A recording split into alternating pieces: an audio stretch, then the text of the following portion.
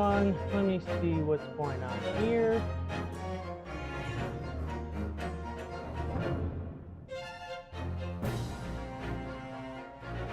Hold on. OBS is running a bit slow today.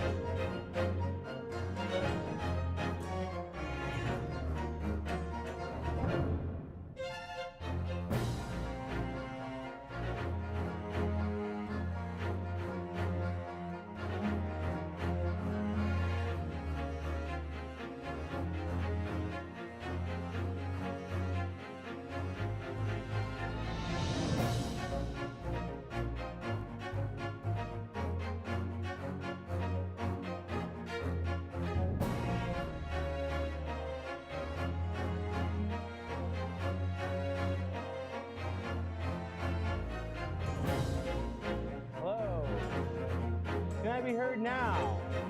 Why was the volume so low? I did not touch that the other day.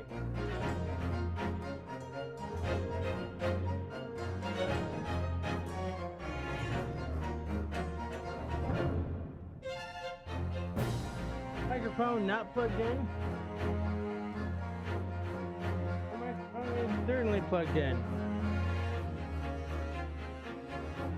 Yes, it should be plugged in. Do I sound far away at all?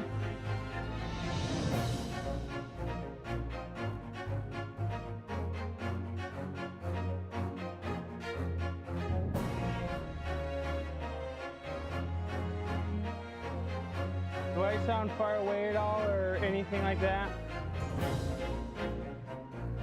What? Well, it's picking up audio,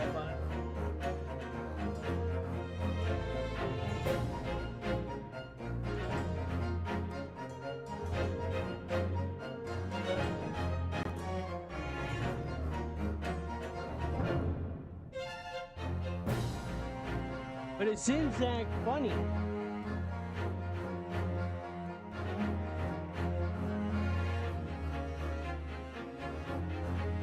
Can I be heard all right? Do I sound crisp, clear? Very, very low.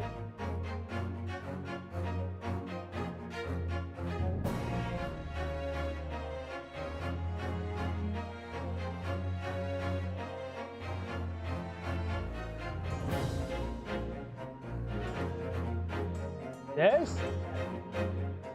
I don't know why it was turned down.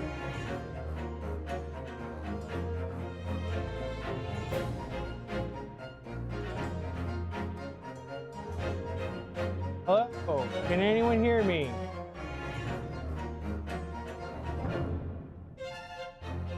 Okay, let me double check something. HDMI 2.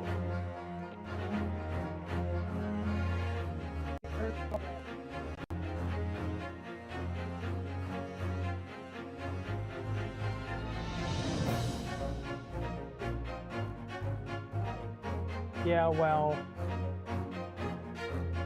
you know how. Come on, type.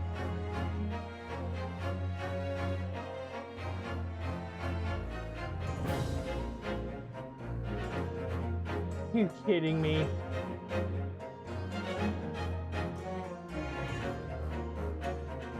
It should not interfere with that at all.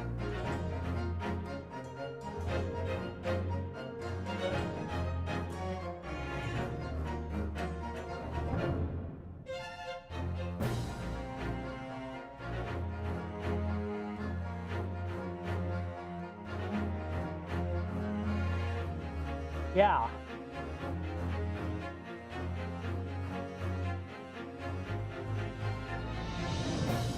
Why is the search broken?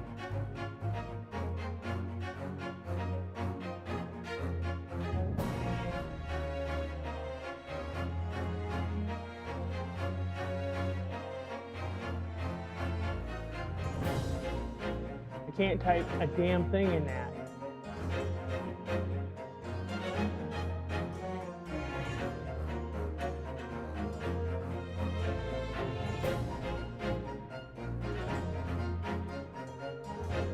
Well, I wanted to go to the control panel to check the audio.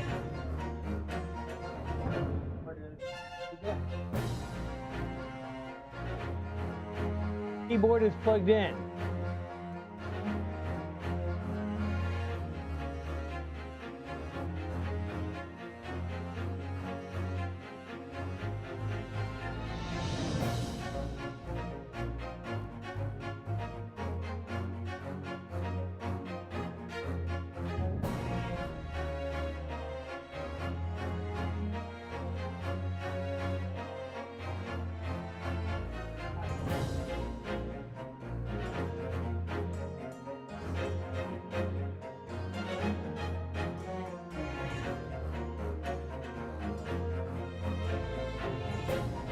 Settings got turned back on. All right.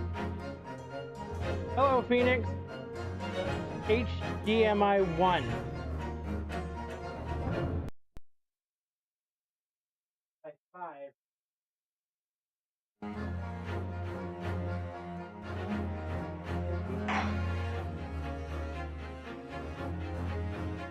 I'll be back just a second. I gotta go grab that fan. It's so hot in here.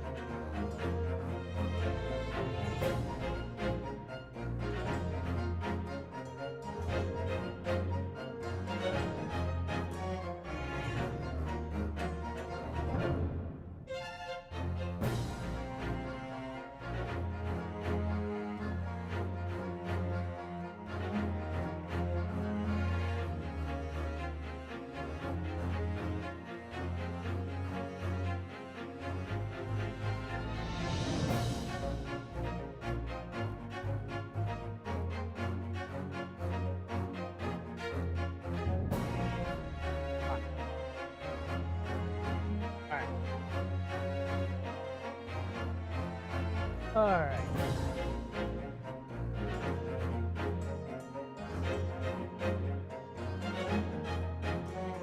All right, we're starting a new trial.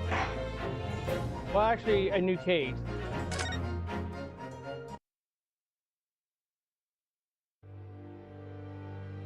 The Hound of the Baskervilles.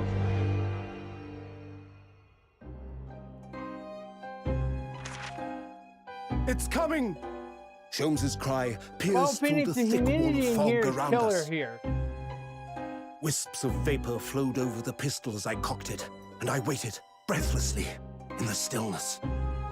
The silence lasted for what seemed an eternity, until It's actually at last, 76 degrees it outside, appeared. but the humidity makes it.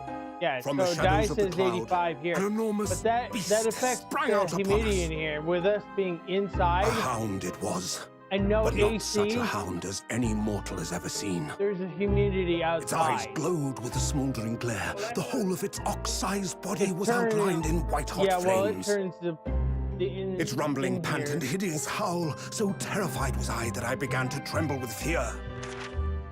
It blocks most of the Look well, heat, not the Wilson, humidity. Sholmes declared, gazing upon the mystical beast. For this is the diabolical Hound of the Baskervilles.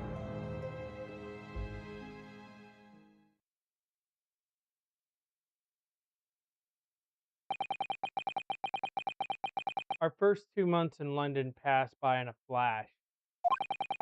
In that disconcerting courtroom, And that disconcerting courtroom experience we were first thrown into on the day we arrived in the country, and in Saseki-san's terrible ordeal that had followed closely behind. We had emerged victorious. However, there then came an abrupt end to our opportunities to appear in court, which was hardly surprising, of course, since I was nothing more than an amateur, an unknown student of law from a faraway land. So life in our little office was very quiet. That is, until it was shattered one day by that fateful telegram. 15th April, 9:15 a.m. Nadahudo's Legal Consultancy.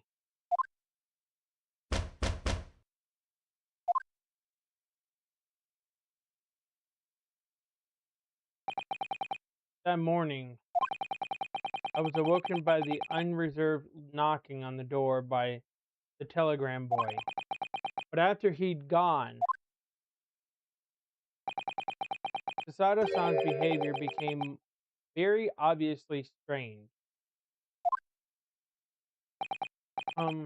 Sasato-san? Yes? Is it time to leave for court already? Let me see. What case is it today? I don't think I'm scheduled to defend anyone at the moment, am I? Oh, no, of course not. How silly of me. But I think Iris said he would make us breakfast this morning. So, shall we go down to Mr. Sholm's suite? Yes. Iris makes the most delicious breakfast food. She does, doesn't she? And once our bellies are full, we can leave for court in fighting fit form. Let me see. What case is it today?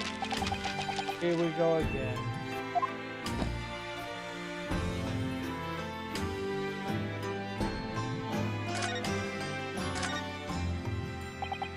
So, what was it about?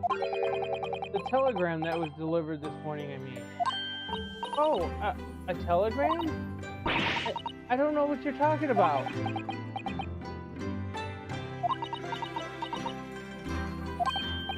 Sorry, but you're not going to get away with that. Well, I didn't think I would. Actually, don't give it a moment's thought. It's nothing interesting. Boring, in fact. It was just a boring old telegram. That's 3 times now she tried and failed to convince me it was nothing.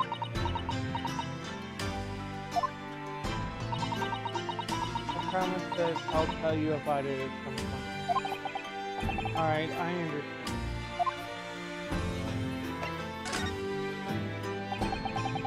I suppose the Seki-san will arrive back in Japan by now, won't he?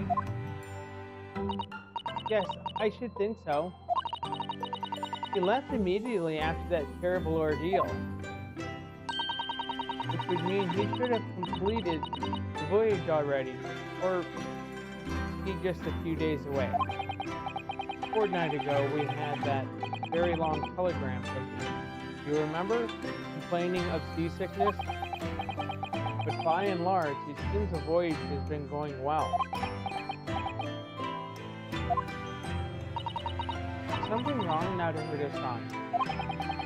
I was just wondering, what might have become of Saseki-san? But he stayed in London, that's all. You mean, as regards Lord Benzik, the Reaper? Yes, I can't help wondering if seasickness would have paled into insignificance in that case.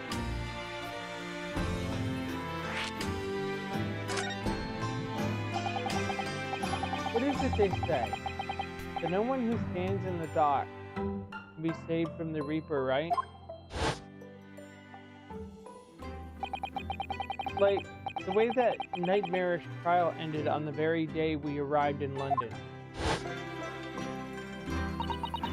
Even 2 months on, the case of that dreadful fire is still a mystery. Yes, but at least the second son is safely out of the country now. Presumably, that means that the curse of the Reaper can only take effect within the confines of the city of London, perhaps? Even if that's the case, a little comfort. I have a terrible sense of foreboding.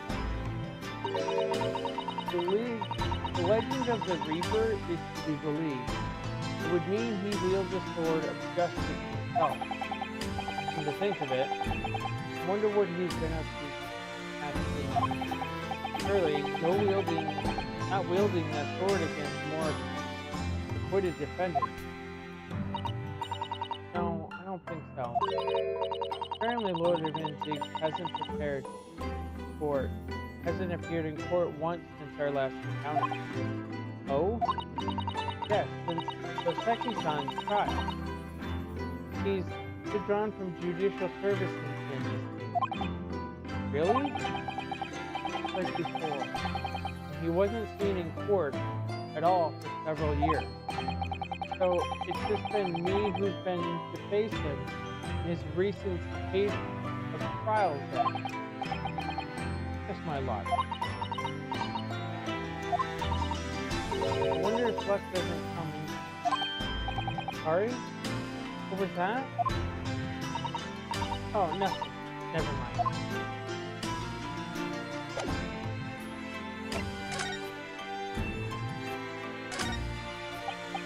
Oh, but the Roomba doll I brought with me from home. Still with only one eye colored in. I said I'd color the other eye once I won my first court case here in Britain, but... So you have won, haven't you?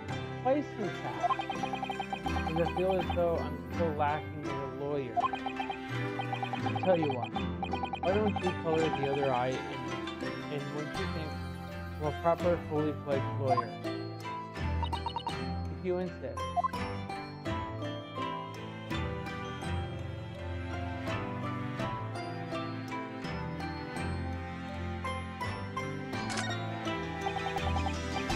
Spring at last.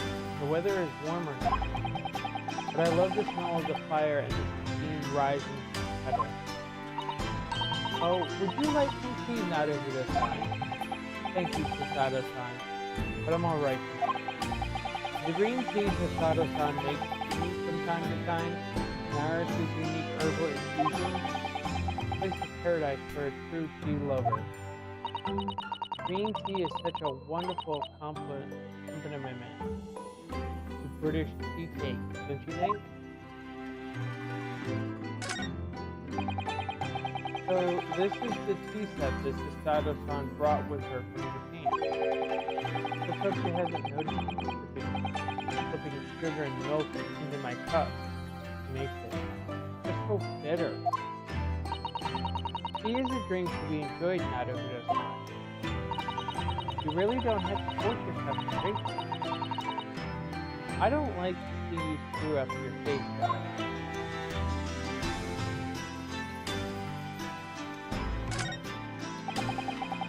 We've only been here in London for about 2 months, but my desk is starting to look a little messy already.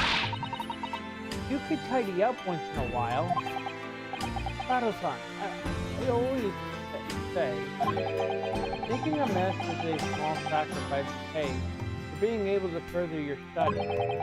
And time spent tidying up is time you can't devote to the same cause. Time spent on ridiculous arguments is time that could be better spent on some simple housework. She wins. But I'm supposed to be the lawyer here.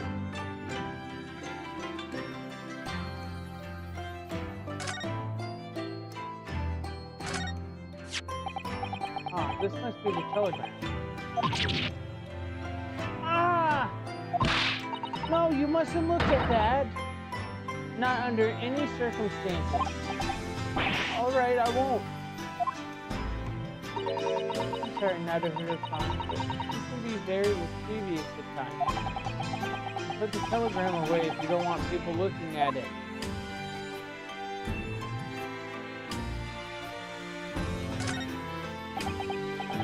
Do you know, I've never seen inside your room here, Shadow-san. I've never even peeped inside. I should think so, too. The young maiden's private chamber is a place of bittersweet secrets, you know. Whatever you say, young maiden.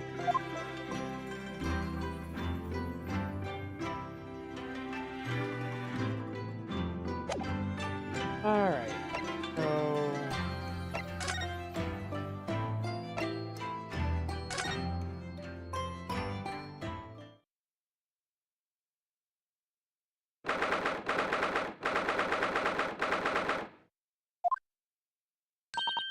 Morning, Runo. Morning, Susie. Good morning, Iris. Iris? What is it, Runo? What is that terrible noise? It sounds like a cat being strangled. Ah, yes. You noticed that, did you?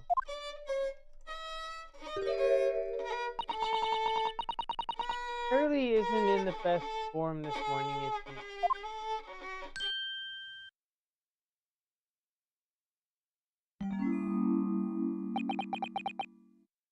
Hello. Hello, Mr. Sholmes.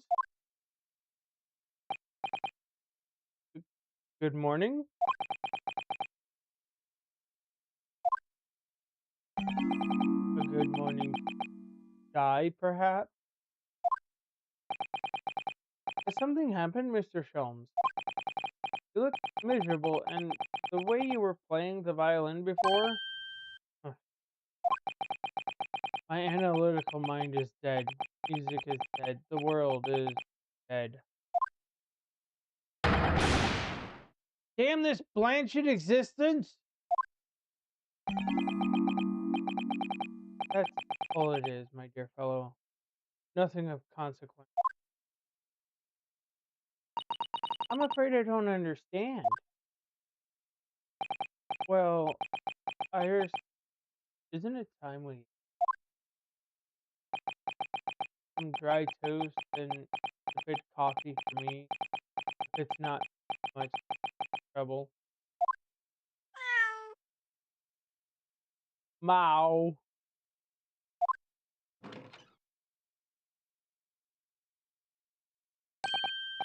Oh, look, it's Wagahai. Good morning, boys. You know, there's a kitty on the screen.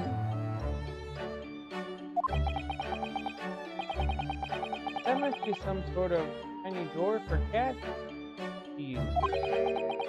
But how did it get there? Well then, everyone, time for breakfast. Oh, wonderful. Let me help you, Iris.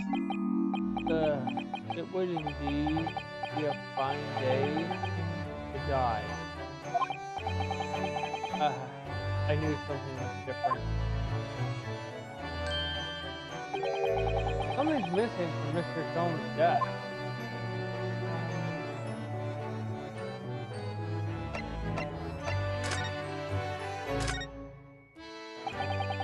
You seem to be very unhappy this morning, Mr. Stone. What's happened? It used to be the case that in my hand, this violin sung like the dawn chorus. Its melodic tones would make flowers bloom. Would? Now, the muses are unamused with me. Goddesses of music have thrown me over. Whatever do you mean, Mr. Holmes? For hours I have bowed, for days even, for the night of it, I have endeavored to avail. A sound, like tone, lost. Brilliant, clear, wavering tone. Gone forever. No more recitals of unbridled emotion. Well, you haven't been practicing much lately, have you, Hurley? Don't worry, I'm sure it'll come back to you in time. Heed my words, Mr. Nadahudo. The goddesses of the arts are fickle. One day they bestow genius on a man. Next they unmercifully withdraw it. Oh, dear. Why is this happening to me? If they take the turn I have for the violin from me, what is left? For pity's sake, what is left? Um, Deduction, perhaps? Isn't that what you're known for?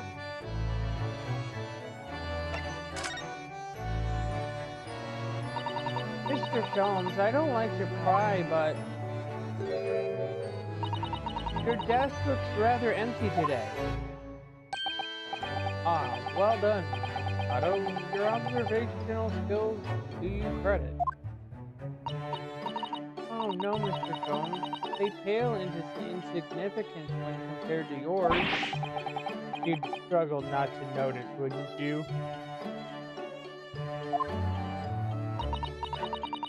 You mean Hurley's great analysis scope? That's at Windy Banks now. Sorry? It's at a Windy Bank?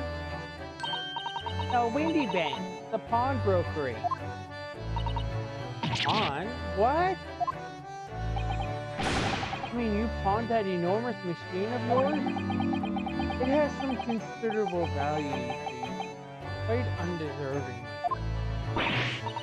But isn't it a very important machine for your work? I do wish you had consulted us if your situation had become so desperate. I should have gladly passed what little income I have to you. Dear madam, things are far from desperate. But the pawnbroker has your wonderful machine. How can it be anything but desperate? Making use of a pawnbrokery is quite ordinary here in London, I assure you. It is? It doesn't sound ordinary at all. It would seem that neither of you fully understand how pawnbroking works. Oh, what's to understand exactly?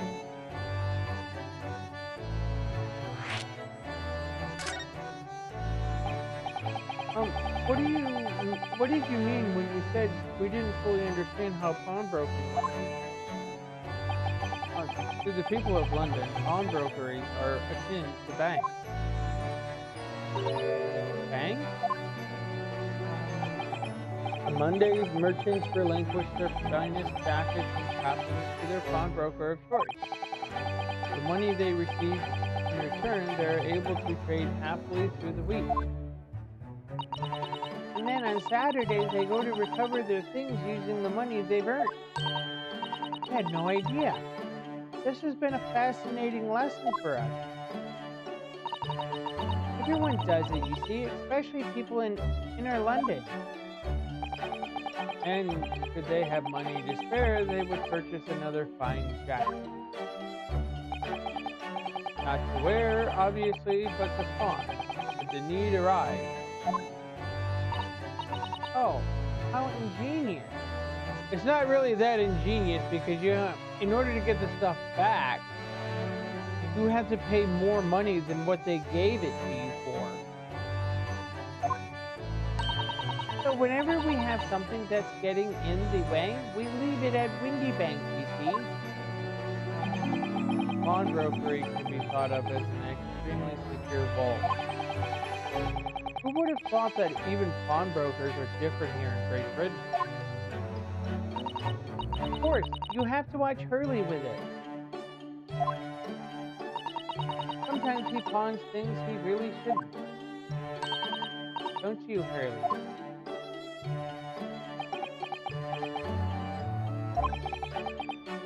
What is it? The world is dead.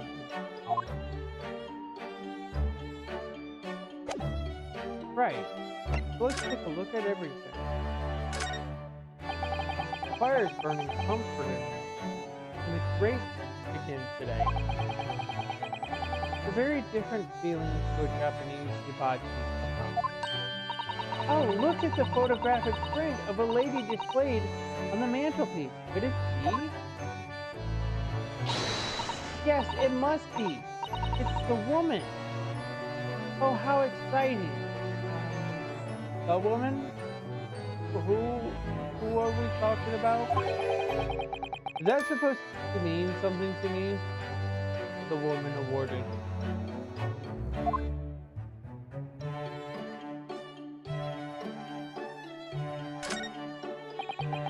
These are all mementos of Mr. Sholmes' past cases, I think.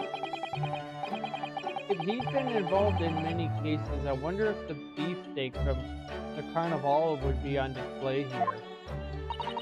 A mystery shoe, a curious hammer, a mysterious dancing men, a bust of Napoleon.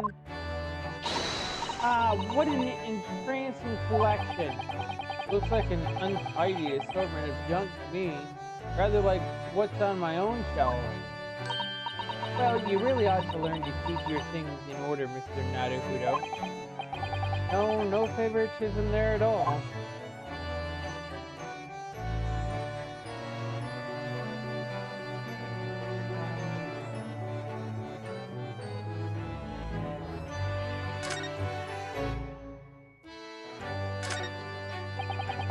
Come to think of it, I haven't seen Iris doing much writing recently.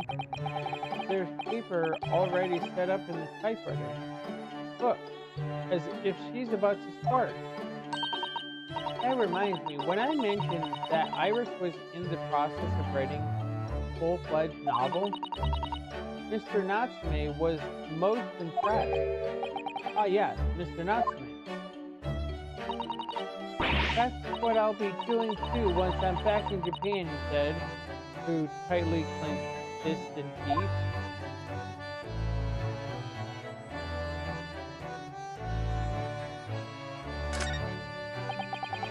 That's a charming little white shelf, full of charming little bottles too. But the contents of them aren't quite as charming, it seems. Science is the future, Mr. Naruhodo. You can't deny it. Saving my money so that I can buy some chemistry apparatus as well. Law, chemistry, takedown throws, whatever skills you both, Mr. Sato. As useful as they are, I'm not sure that my throwing skills are worthy of inclusion in that list.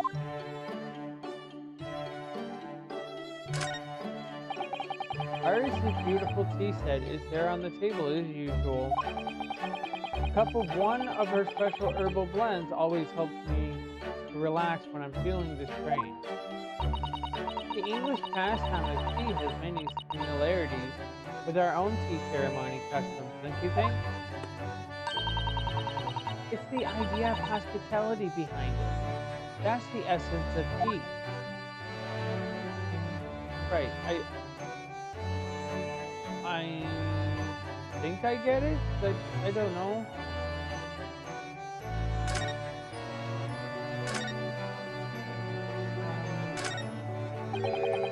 Look at Mr. Sholmes' desk. It's completely clear. Isn't that enormous machine usually on it? We can never hope to understand what goes on in the great detective's mind, Mr. Naruhodo. By next time we're invited, we may find he's vacated the entire suite. That's thoroughly plausible, actually.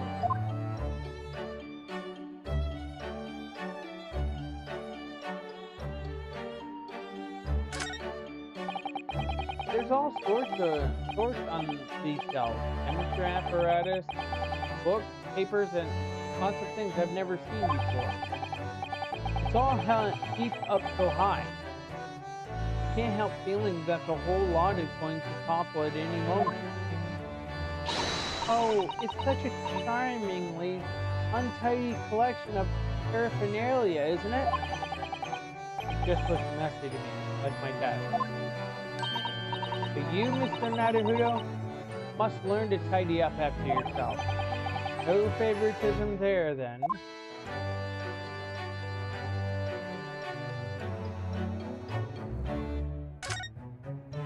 No.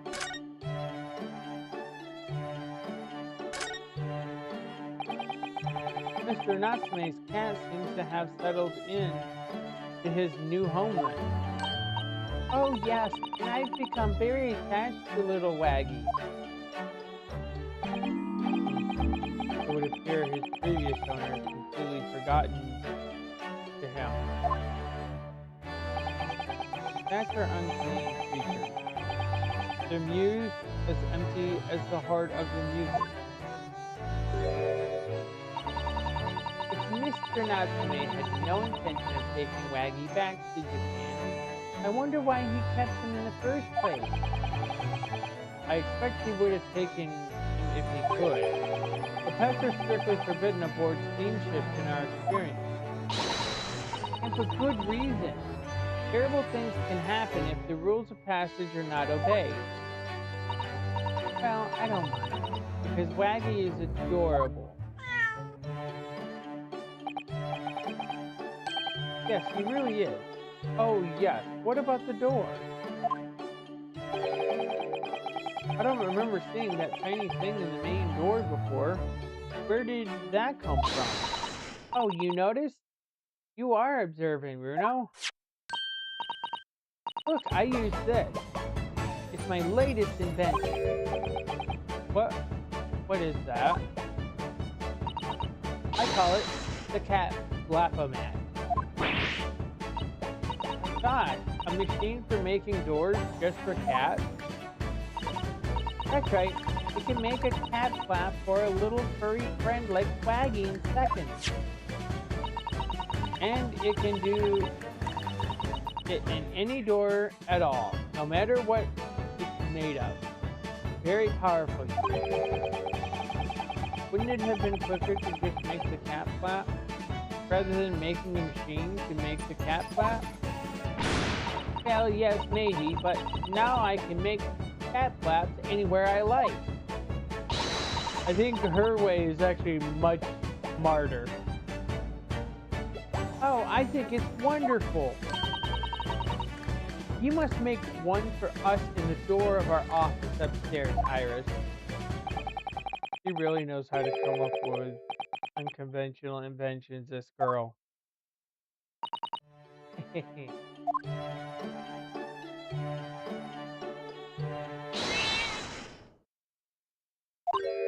Oh, what was that? Wagahai?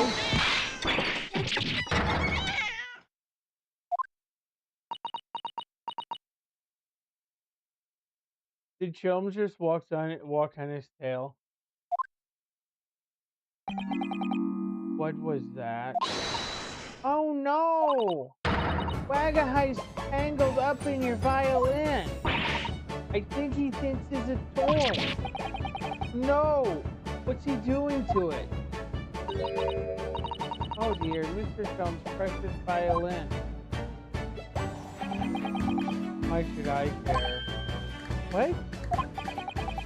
I shouldn't be surprised. The cat is a more accomplished musician than I now.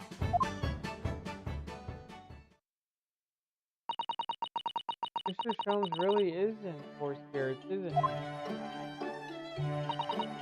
Well, anyway, I'll put it back where it lives. Shall I, Hurley? Out of the cat's reach if possible. Maybe we should assess the damage. Out of the cat's reach if possible? Cats go everywhere. I don't think there's a place you could put it where it's out of a cat's reach.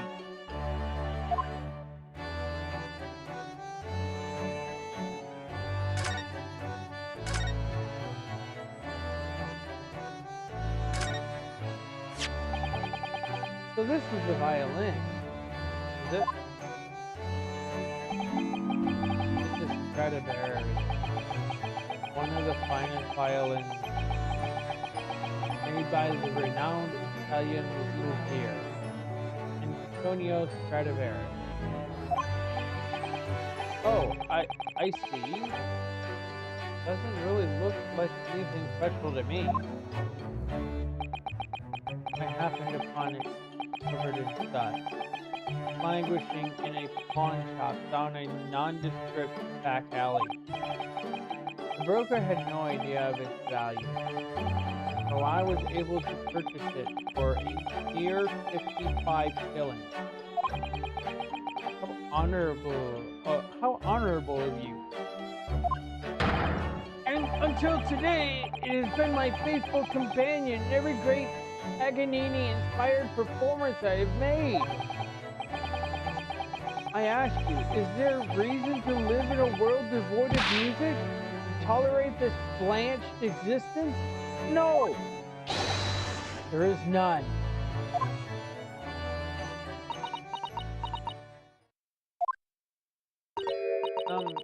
Mr. Sholmes? What, dear madam, what? My thoughts are preoccupied with fancies of release from this dull routine. Well, it's about the violin. It looks very different to normal, don't you think? Hmm? What do you mean, Mr. Sato? Oh, Susie's right! Yes, the tone of the wood is completely different.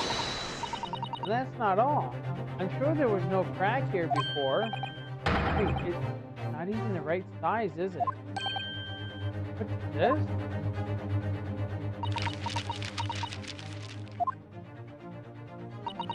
I'm terribly sorry to have to tell you this, Mr. Jones, but that instrument isn't a violin at all. Then what? I believe it's an entirely different instrument called a viola. What? Oh, Mr. Jones, you're all right? You're right. You are quite right. This isn't my faithful Stradivarius. So what? Right, is this piece of stringed flotsam? Not your faithful performing partner, then? Ah, I see what must have happened. You do, Iris? This is just a simple mix-up. It sounds like Iris might be able to tell us exactly what's happened if we ask her.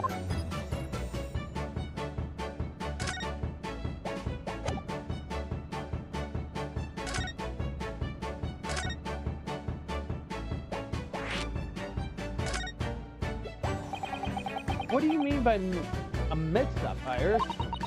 Well, you see, this viola, I mean, was at Windy Banks until last week. At the pawnbroker's? Not Mr. Combs' beloved musical partner. There is a proverb from the East with which you are no doubt familiar, my dear fellows. Anyways, always let a beloved child travel. Yes, indeed. So you sent your beloved violin to the pawnbrokers in the hope that it would exchange personal growth? Oh, what a wonderful idea! Last week I pawned my great analytoscope in order to release my precious instrument. But it would appear Mr. Windybank mistakenly furnished me with this tawdry fiddle instead. But my ears cannot be deceived by the hollow timbre of this piece of timber. No, but your every sense was deceived by the fact that you just had strings. Oh, fine state of affairs this is. I always say, Mr. Nadahudo, never trust a pawnbroker. They will try to fiddle you every time. But earlier you told us that you could think of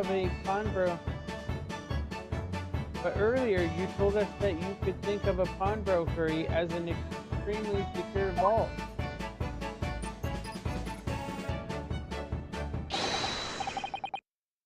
Come, Mr. Nadahudo. Dilly-dallying will get you nowhere. Sorry? Crunching your toast with that bacon aspect. Pressing your coffee so obtusely. Are you not a little embarrassed by your own conduct, considering the urgency with which we are faced? We must visit Mr. Windybank's brokery at once. That's right, isn't it, Mr. Sholmes? Precisely, Mr. Sato, with a moment's delay. Or without a moment's delay. But I haven't finished my bacon and eggs. My dear fellow, surely you do not still intend to crunch your bacon with an increasingly bacon aspect? To fresh your eggs ever more obtusely? Alright, say no more. Let's go then. Don't worry, Bruno. I'd be happy to heat it up for you again later. Oh, thank you, Iris. As it happens, I'm rather curious to see what a British pawnbrokers look like.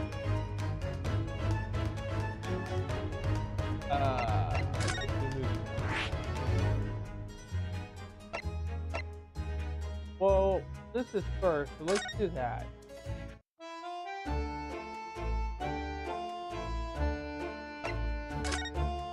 Okay, I guess we did that. Let's go Windy Bank.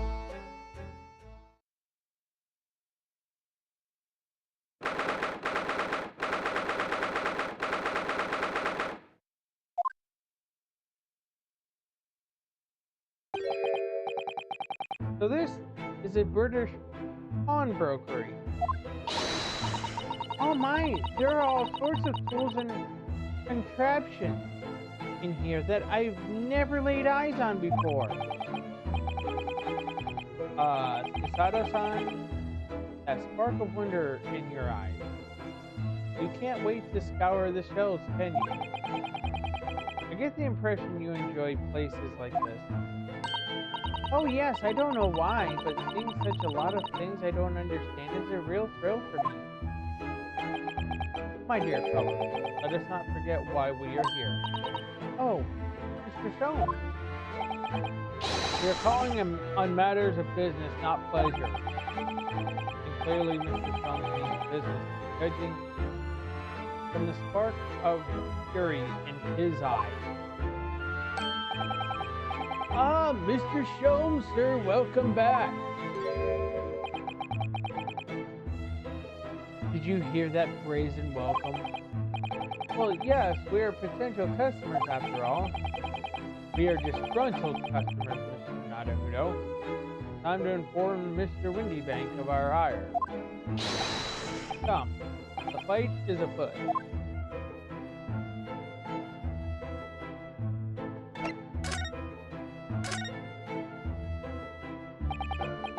Naturally, you will recall this, which I retrieved from you some days ago. Yes. This second-rate fiddle is not my faithful instrument, Mr. Windybank. The color of the wood is different. It has holes in it.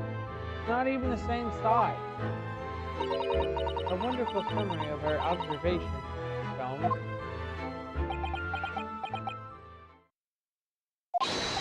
I'm so very sorry, sir. How utterly unforgivable of me. An inexcusable mistake for a pawnbroker. There's only one way to make amends.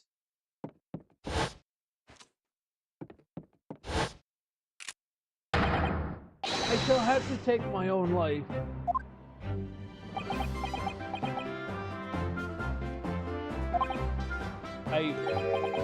I don't think that'll be necessary, do you? If I may just say one thing before I pop off. Yes? It was you, sir, Mr. Jones, who took it upon himself to remove the item the other day, I believe. Sorry? As I recall, I entered the storeroom to fetch your violin when I heard, here it is. You did? And when I turned to controvert you, you had taken the viola and left her. Don't try this at home, folks. Yes, obviously don't go into a pawnbroker's and claim something is yours when it's not.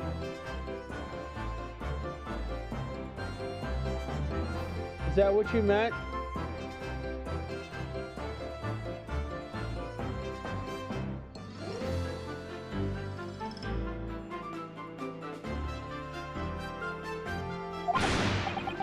However, there can be no doubt that the blame lies firmly at my own door for allowing you to leave.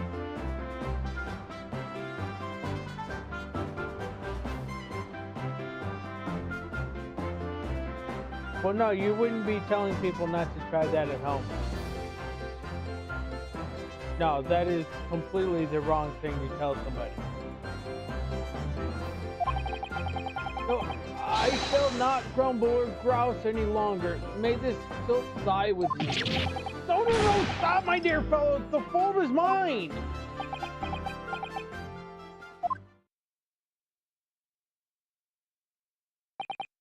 Phew. It would appear that the fight is over. I do humbly apologize, Mr. Windybank. Evidently, my questionable disposition precipitated this tragedy. Well, you wouldn't be Mr. Sherlock Holmes without that. Questionable disposition now, would you? I do believe you may be right, sir.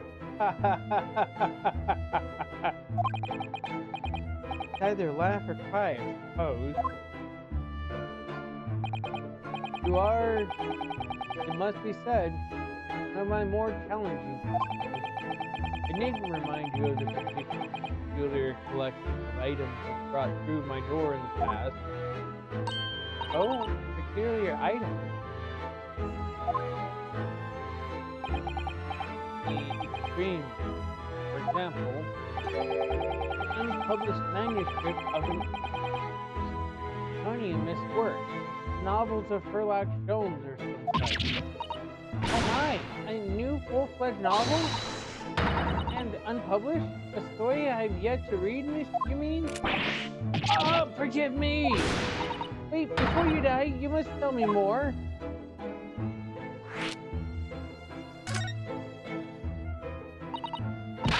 I must know more. Tell me everything. Wow, Susato-san is really fired up now. Is there really an unpublished story under this very roof? Well, one day the gentleman here brought in an old metal chest.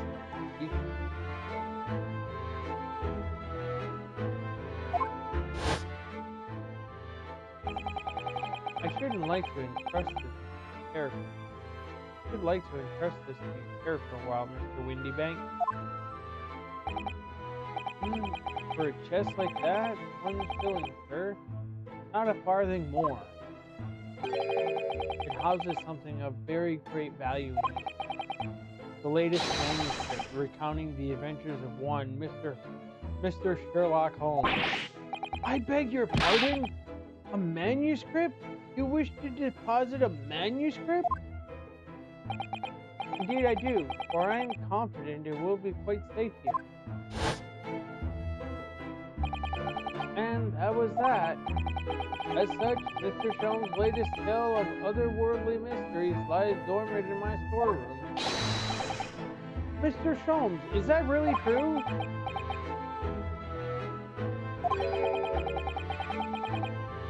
Do I sense that someone doesn't want to talk about this? I continue to pay your fee, do I not?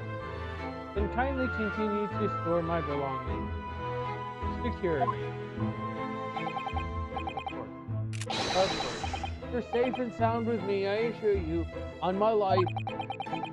This is all very strange.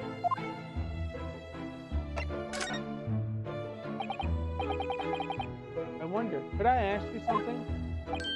Ah, gentlemen, please, thank you. Yes, that sable suit. Suppose I could offer you 6pence for it.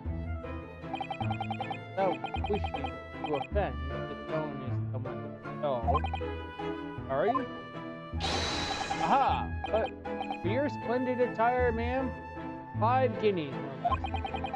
The colors are exquisite, the design exotic, Eastern artistry at its finest, may I say. Oh my, 5 guineas, you say? How interesting. Why do I feel as though I've suffered some sort of defeat here?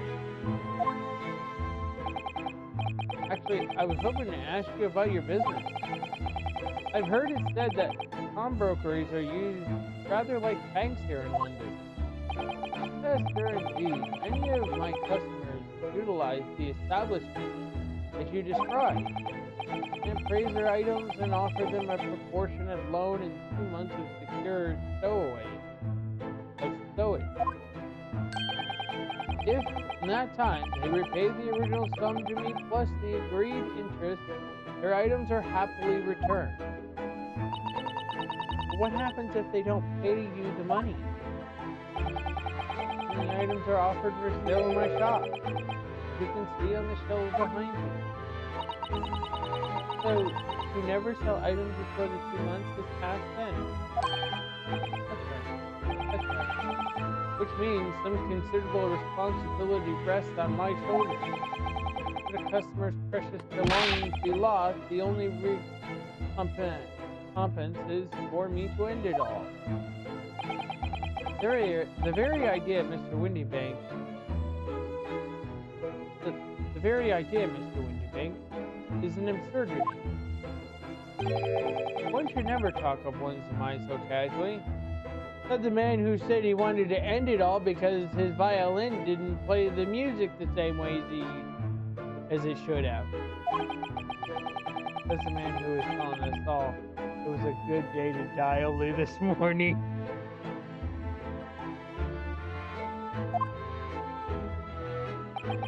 And let us not forget that I've already helped you take measures to ensure such a tragedy never occurs. Oh, what sort of measures? I engineered a simple device, which Mr. Windybank has installed here in his shop.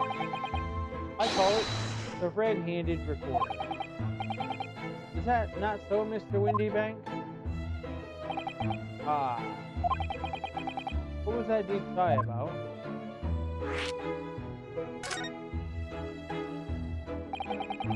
What on earth is a red-handed recorder? Use your eyes, my dear fellow. There are two just below the ceiling. I can see what appears to be a camera attached to some sort of timing device. Wait, you can see that? I'm not seeing a damn thing.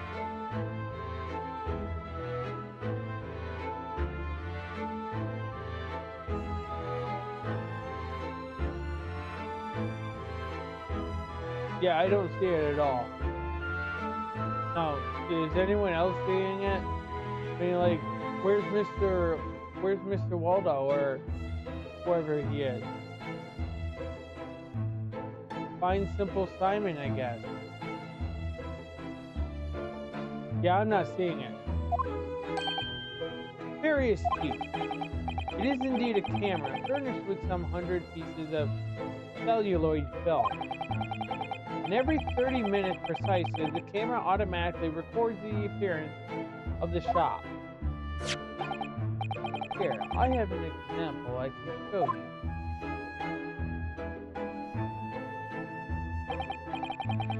Ah yes, a print from the camera set to record the activity at the shop counter.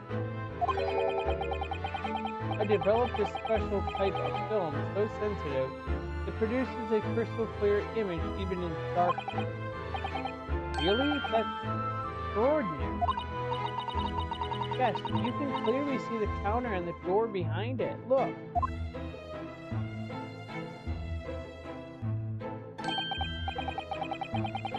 So you see, were someone to enter the premises with ill intent, has identity would be summarily exposed.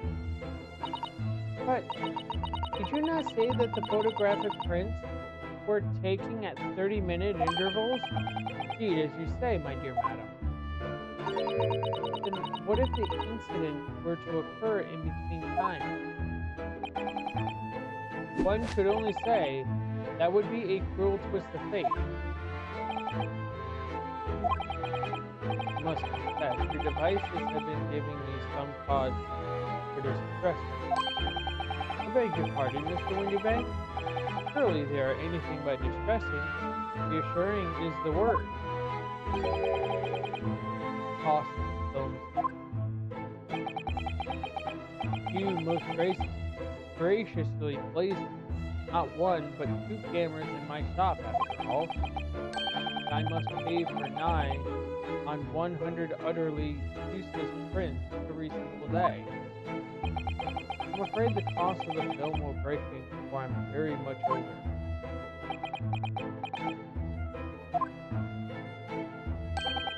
Nevertheless, a small price to pay to ensure the safety of my preferred pawnbroker, you know?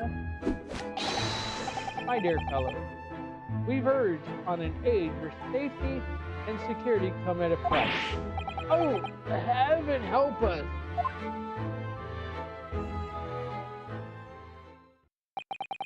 No, then, Mr. Holmes, allow me to return your precious violin. Ah, the very thing. Thank you, Mr. Windybank. Perhaps this might mark the end of the peculiar items you try to pop it. Because if anything were to happen to one of them, this would be the only end. I really think you ought to stop waving that gun around. Someone could get hurt. Fear not. Sorry, I've only loaded a single bullet, so no one but myself could possibly be harmed. That's not really what I meant. Good day to you then, Mr. Windybank. It's been a pleasure as always, Mr. Holmes. Oh, Mr. Nadahudo. Now we can explore at last.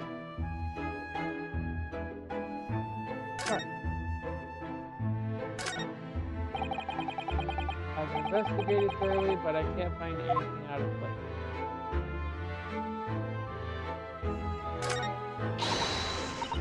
Look at this! What could this lovely big shiny box be? I think that's a music box. Yes, some of you may be thinking about a small tiny one. Well, they had music boxes the size of giant stereos that took big metal discs that had holes into it that had like spikes on the other side that activated fringes on the other side, creating the subtle tones of a music box. That, my dear madam, is a music box. Surely you have such things in your own country? Oh my, yes, but I've certainly never seen one so large before. Shall we listen a while?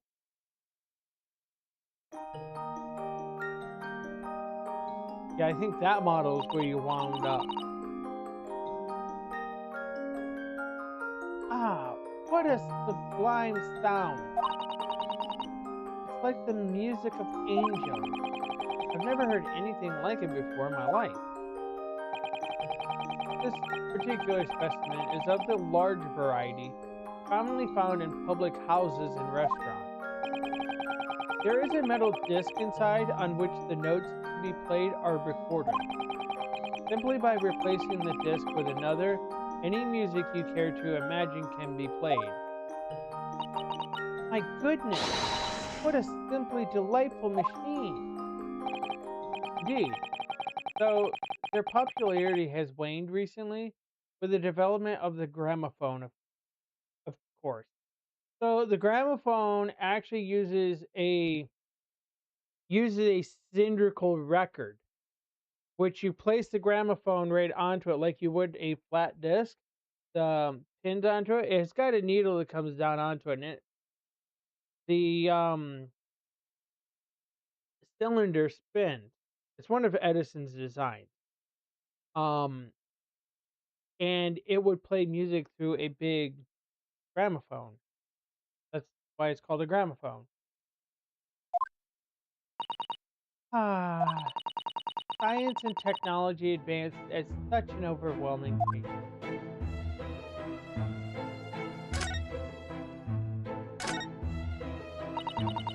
What an assortment of things there are on these shelves here. crockery, footwear, clocks, and watches. Almost anything you care to imagine. Those are forfeited items offered for sale by the pawnbroker. What does that really mean, though?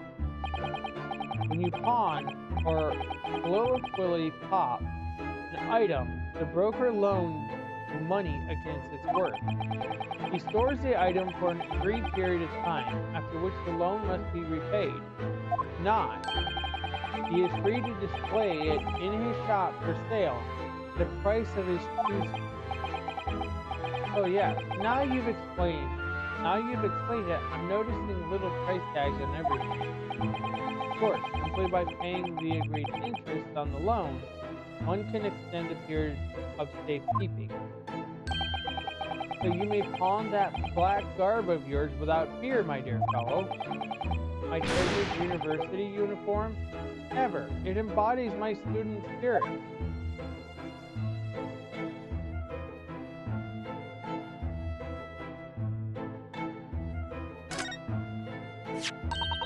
Look at this. Whatever could it be used for? I have no idea. Ah. There's a small catch. Just here, look. We're going to open it, aren't we? Oh my, that's amazing. It has some sort of spring-loaded mechanism, which we'll never manage to put back to the way it was before. So I think this is the smaller version of that machine back there. If you ever had a magic eye and you looked in there and had the pictures into it and you clicked on the thing there, I think you know what I'm talking about. Some of you know what I'm talking about. Had scenes from there, and they were 3D images. That's what that is.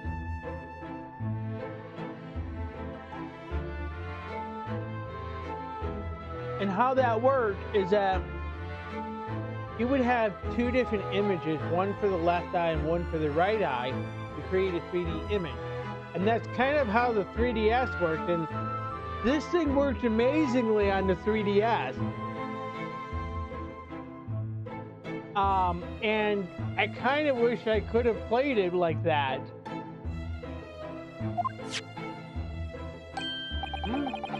What are you two doing? What? Us? Nothing. No, nothing at all. Whatever this device is, it seems to have a pair of little windows. It feels as though I've seen something rather similar to this elsewhere. So this thing here. Now, what do you suppose this rather enormous machine does? It seems to have two little windows for looking through. Allow me to enlighten you, my dear fellows. What are you looking at is a stereoscope. That's the actual name for it. A stereoscope. Fascinating. It is aptly named, I assure you. Look through the eyepieces and see for yourself. Oh, I should be delighted to. Excuse me a moment while I just have a look. Just before you do, there is something I should point out. My dear fellow, in order to see the image properly, the stereoscopically, as it were, you will need to be cross-eyed. However, if that is beyond you, it is of little consequence today. Alright, then I'm going to try it.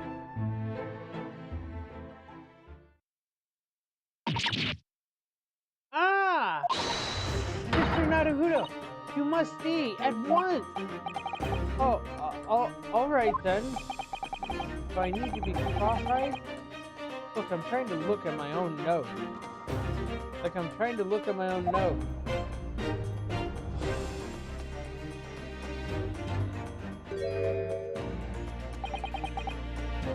What the? can't believe it.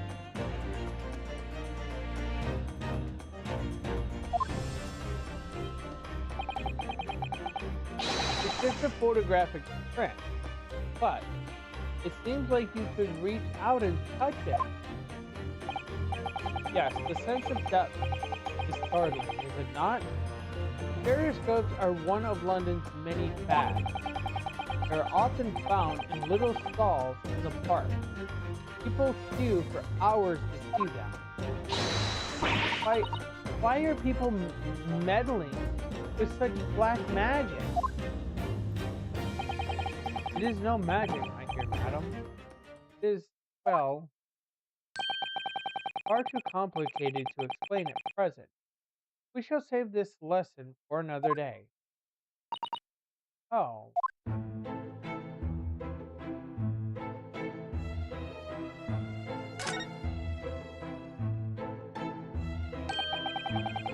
that's not a calendar you could easily miss, is it? 15th April, today's date. Yes, that's not for sale, It is an Eastern-style page-a-day calendar. Every night at midnight, they tear off the front page to reveal the following date. The perfect calendar for a tearaway fellow such as yourself, Mr. Windybank. Who was it who walked out of here with the wrong violin before? Well, when the agreed storage period has passed without repayment, articles are forfeited. I have to keep a close eye on the scene. Something of a pawnbroker's obsession, right? Oh yes, I can see you're very dedicated to your job. Only tuppence for it. That ain't fair, and you know it. The article is barely worth a penny, miss. I cannot offer more. Sounds like there's an argument brewing over by the counter. Come on, that can't be right. Have you even had a proper butcher's at it? I've seen all I need to see, young girl. Wait, don't we know? Sure, I recognize her. Oh yes, it's the young lady from Mr. McGilda's trial 2 months ago.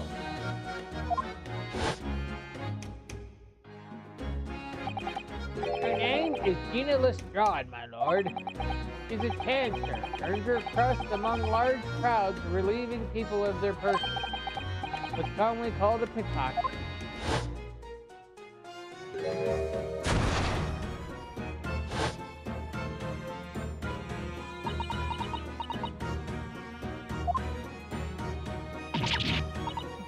Gordon Bennett, you lot!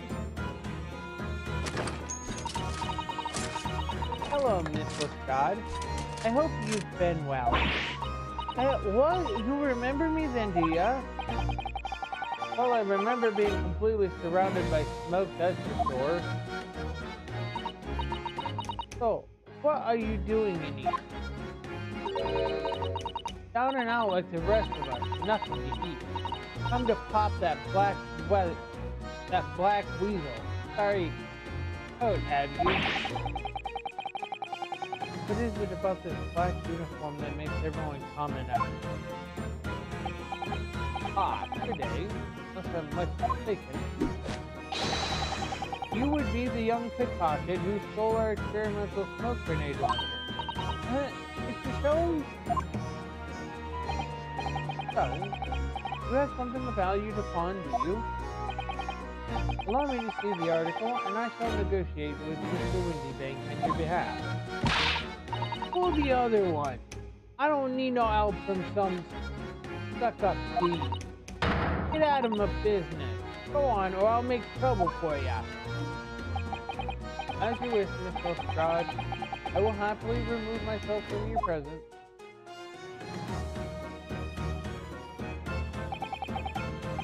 He's really done it. He's gone. I'm sorry, but as I said, there really is no room for negotiation. What is that thing he has in his hand? Some kind of metal disc? Indeed, go on, leave me alone. Aw, Miss Lestrade, just pretend we aren't here. We can't be offended in the slightest.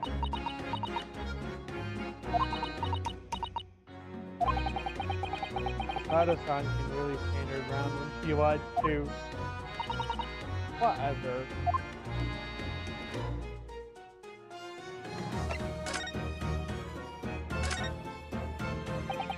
Somehow, I didn't really think you were the sort of person who'd use a pawnbroker, Miss Lestrade. Well, I am, alright? I'm a Londoner, just like everyone else. That's the problem, is it? No, not at all. Just that, well... Oh, I get it. I know what you're thinking. That thing probably don't even belong to her. Probably got it at the dive, didn't she? Yeah, I can see it written all over your Chevy face. Well, I might have been thinking something along those lines. You're not going to deny it, Mr. Naruhodo? Alright, then I'm just going to come out and ask you straight. Do you pawn things that you steal from other people? Well, I don't know how best to answer that, really.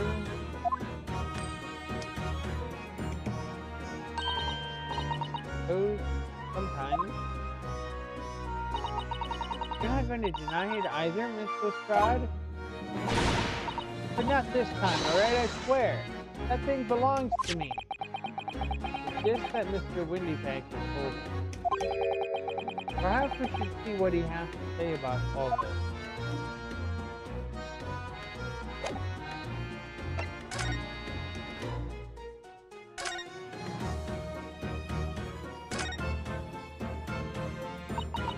Mr. Windybank, what exactly is this metal disc that Miss Lestrade has brought in?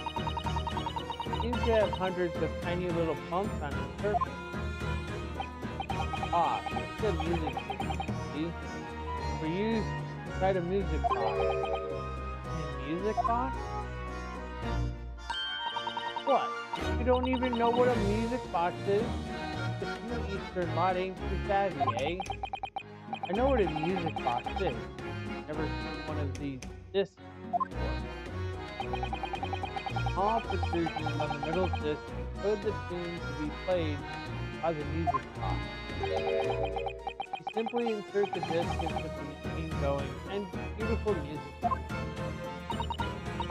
It's so incredible! Tell us, what tune is on this disc? No, I'm afraid I couldn't tell you that. So many different types of music boxes. These British made, German, Swiss. I have no way of knowing which particular machine this disc was made for. Ah, I see. And that's it in a nutshell. I wouldn't have any customers for an item like this, even if the young lady forced it. Really, I'm already offering more than I could at a penny. That's a pocket of lies! He told me he did. He said it was, well... See who? Never you mind. It just ain't right, that's all. That disc worth's good money, I know it is. Well then, you'll have to try your luck at another pawnbroker, won't you?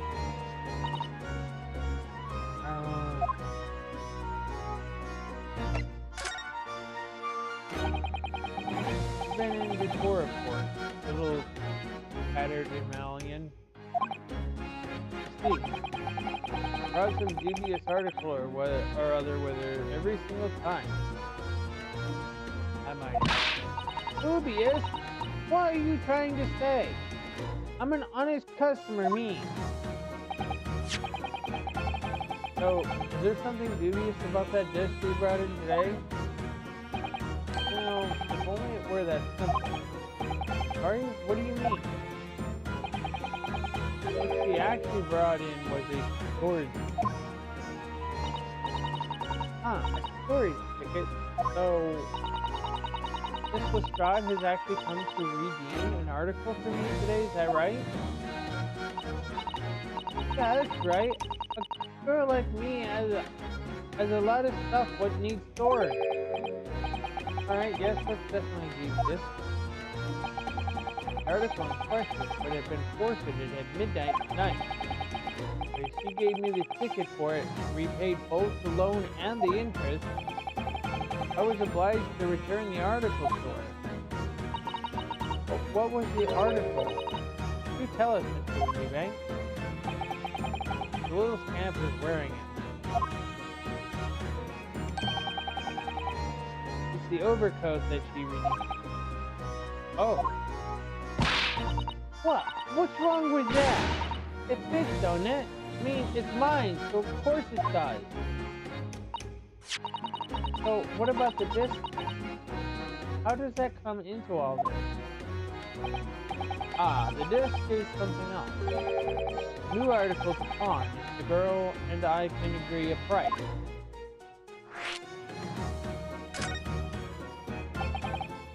I'm confused. I thought you said that Mr. Scott brought in a storage ticket today. It's really quite simple. Yes, the child brought me a storage ticket and the money owed on it, as you say. This heavy black coat. For this heavy black coat, which you returned to her care, as I understood it. That's right, yes. Rather unsurprisingly, as soon as the little ragamuffin put the thing on, it went rifling through the pocket. Oh, you mean... What? Don't you know it's rude to stare at a lady? Ah, I see. So it came from the pocket of the overcoat, did it? You mean this, then yes, exactly. He immediately tried to pawn it? For quite a high price as well. This is all rather suspicious, I think. Give it up. I'm just trying to pawn something like anyone else would. Mr. Scott, may I ask who deposited the overcoat here in the first place? Oh, well, me. Doesn't really appear to be your size. It's me, old man. It's me, old man's, ain't it? Is this Mr. Scott? Yes, this is definitely all rather suspicious.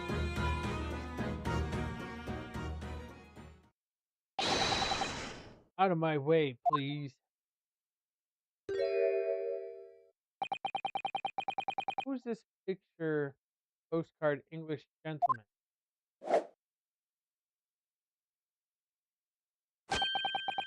Good day to you, ladies, gentlemen.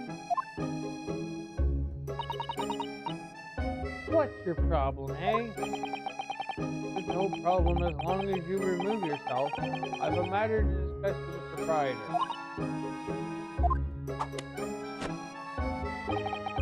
And if you intend to make a problem of it, we'll see you outside, little girl, for the hiding you deserve. Look, ain't it obvious? Ain't done talking with me yet. You think you're such a gent. You should know how to wait in line. Oh, you are an impudent little brat, aren't you? As well as a pickpocket. Who are you? How do you know who I am? The question is, how do you know who I am? You haven't the courtesy to remember the faces of your victims. What? You mean I am you? Broker. Yes, sir. I believe this filthy pocket thief has just redeemed an article. Yes, yes. The article in question belongs to me. Demanded for it to be returned again. Oh my! Now that's a lie! What are you trying to pull? Give me back my overcoat, you wastrel. Needless to say. Any music box disc too. No, You can't have it. Just can't. I'm the old man. Or it was. Now it's mine. Goodness, Mr. Nadahudo. This is a very awkward situation. Yes, I think perhaps we should hear both sides of the story in a little more detail.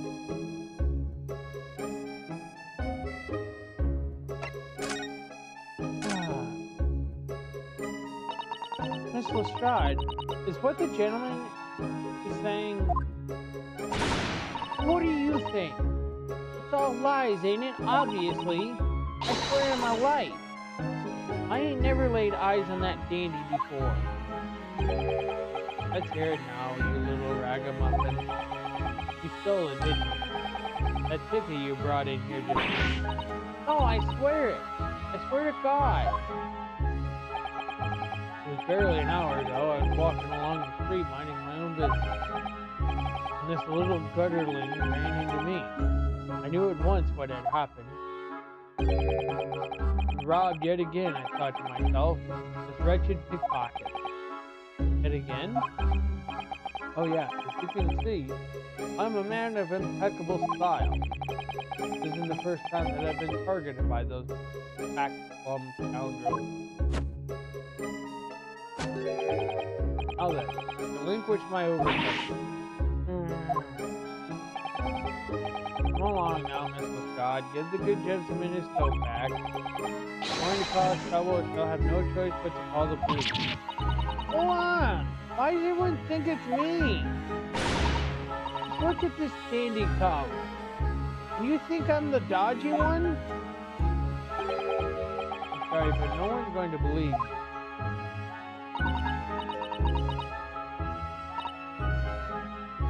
Well, what about evidence, yeah? Where's your evidence that I've stolen something, eh? Come on, let's see it. Oh, I have evidence. What?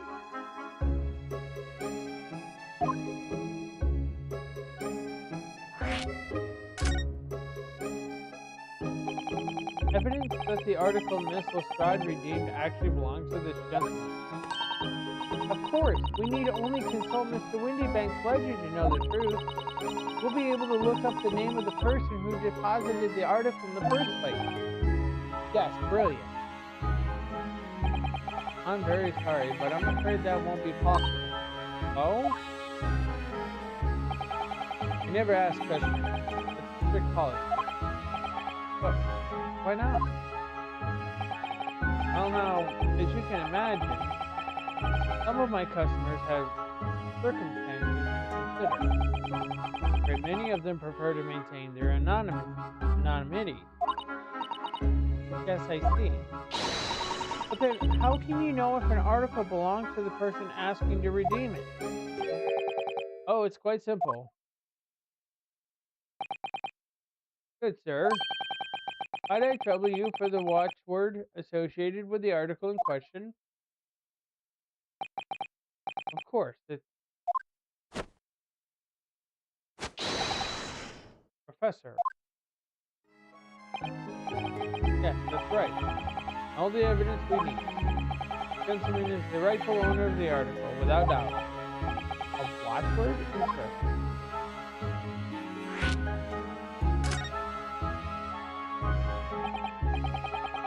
So, about these watchwords, Mr. Windybank, just explain. Never ask customers' names when they deposit items. There are many reasons why. Certain customers would like to keep their activity secret. It wasn't exactly a slip of the lance in Mr. Stone's now, was it?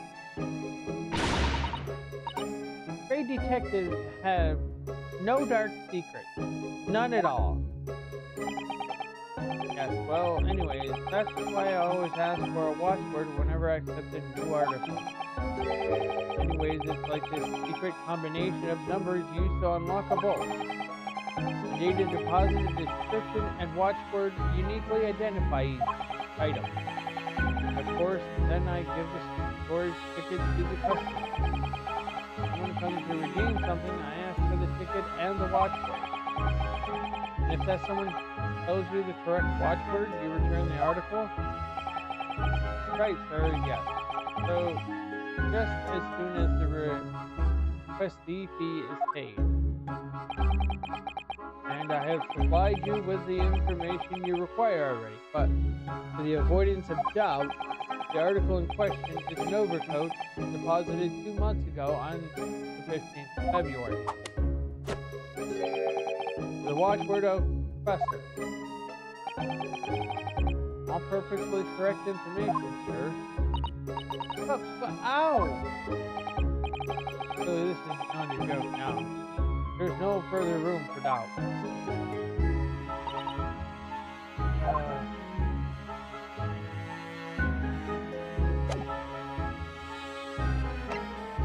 This guy's a fool.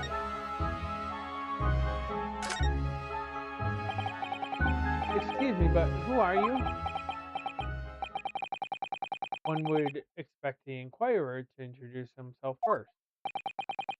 So clearly you're not British, so perhaps our ways are foreign. Oh, sorry, yes. We're from the Empire of Japan. We're studying here. Oh yeah, Japan. I've heard talk of the place. Inhabitants live on fiery brown colored dressed up with exotic spices. You might be thinking of somewhere else. And what was that theatrical gas gesticulation about? Aha. Anyway, you're a gentleman. To offer your own name first before inquiring after the name of another.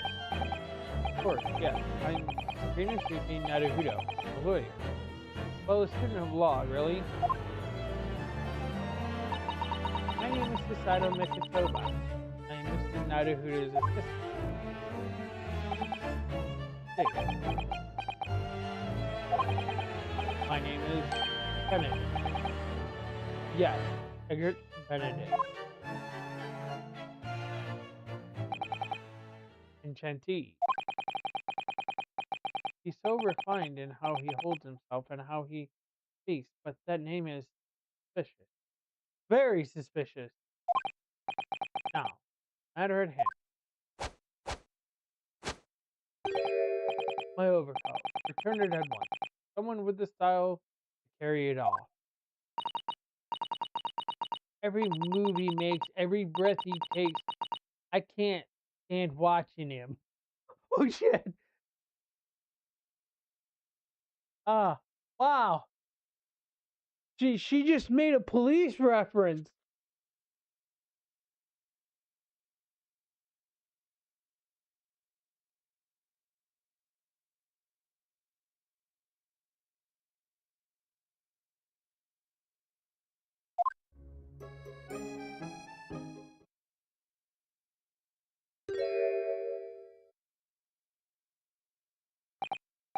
So let that be an end to the matter. And thank you for your custom, Mr. Eggert Benedict, sir. With such reasonable rates of I may even decide to This is why I hate grown because I'm a diver, everyone thinks that makes me alive. And the contents of the coat pockets, if you please, broker. Of course, sir. Here is the disc. Just this one? Pardon, sir? I was expecting another. Sir, that is, I deposited another. Another disc? Oh dear. I regret to inform you, sir, that what was deposited with me was merely the overcoat. This happened to be in one of the pockets, but I was completely unaware of it until now. So, Cutterling, you're hiding more than what's rightfully mine, are you? As who, eh? I don't know nothing about it. Very well. and I shall bid you farewell. Say goodbye to style. Wait a minute, that disc is mine. Oh, what do you think you're doing, you little tramp? You've drawn blood, you filthy animal. Oh my, yes. There's blood on the disc. Because of all those sharp little bumps. It's because of all those sharp little bumps. The man must have scratched his finger on them. I found it first, alright? I mean, it belonged to me old man. But you're not having it. Boy, you take it. See? I hang on to it, they'll have it off me again. You keep hold of it. So Scott, why is this so important to me? The box disc has been introduced to the program. You there, the black delivery. Hand that disc to me at once, please. No! Don't! He's lying! Grown-ups are all liars! What do I do now? How am I going to resolve this?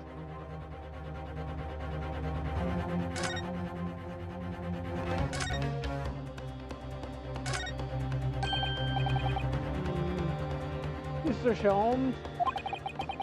What are you examining with such keen interest there? Did you enjoy a bar of caramel, I see?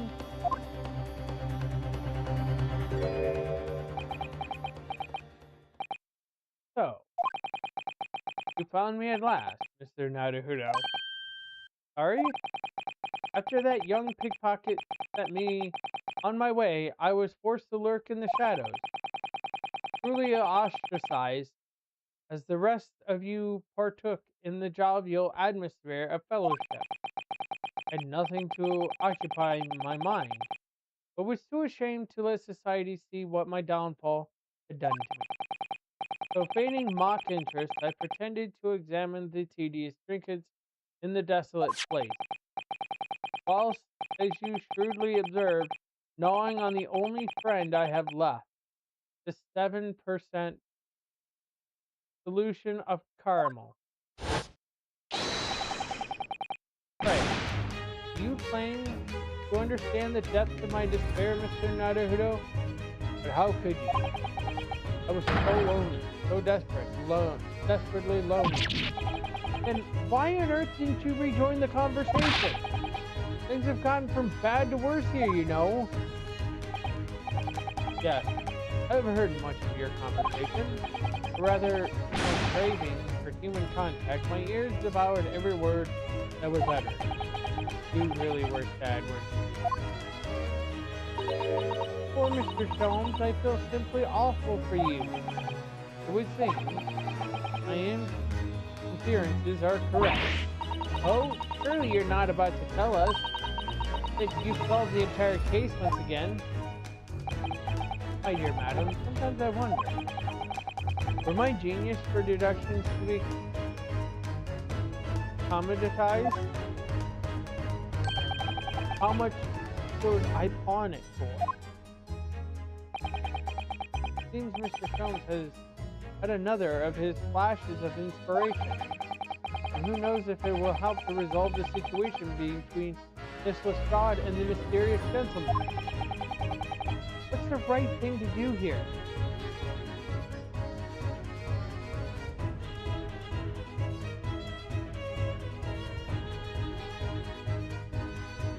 Guy, you must be bored now, not having this thing to do. Listen, you're prepared still.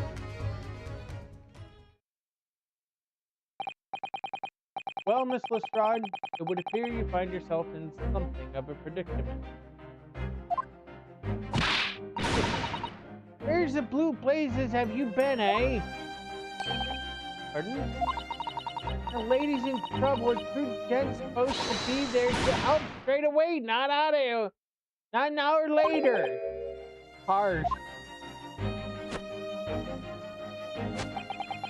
And who, pray tell, are you?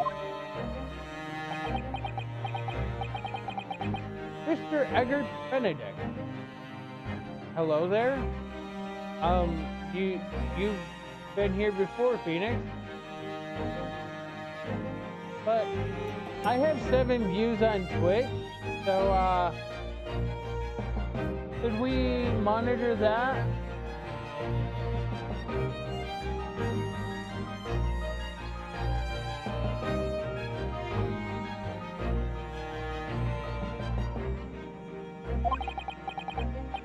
You have, in my eyes, a veritably encyclopedic array of curiosities about your person. Nevertheless, there are 2 immovable conclusions I have drawn. I beg your pardon. First is this. The true reason for your visit to this pawnbrokery today is something you have not yet revealed. And the second is this. Considerable crime is in contemplation. When you will orchestrate the intent to steal a vast sum of money. Well, Mr. Benedict, what say you to my deduction?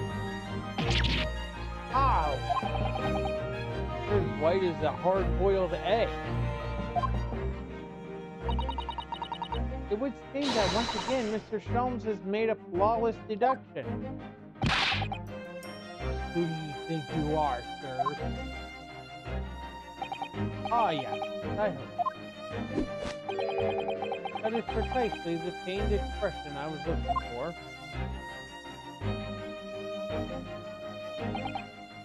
So, shall we begin?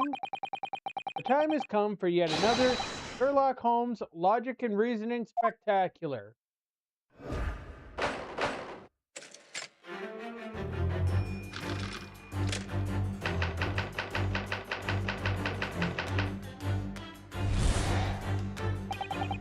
First of all, we must ask ourselves on what business we ventured to this pawnbrokery today.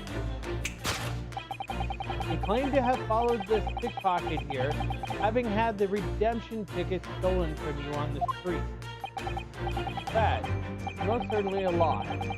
The real truth is something quite different. As revealed by that which you hold in your hand. Yes, what brought you to this shop in the first place is this staff recruitment flyer. The piece of paper in your hand is a staff wanted advertisement from this very shop. Yet even the most unobservant would soon realize that a man of your appearance has no need of such employees. In other words, there is some ulterior motive for your action. The cane, which you unwittingly clutch to your person, exhibits an incontrovertible contradiction. What utter rot! I've had this cane for years. The contradiction of which I speak of is, of course, the missing ferrule. The end of any walking cane would be terminated with a metal ferrule to help protect the wooden step. And yet, detailed analysis shows the wooden tip of this stick to be utterly bare. Therefore, there is only one conclusion. The rod that you hold in your hand, which appeared to be a walking cane, is in fact no cane at all.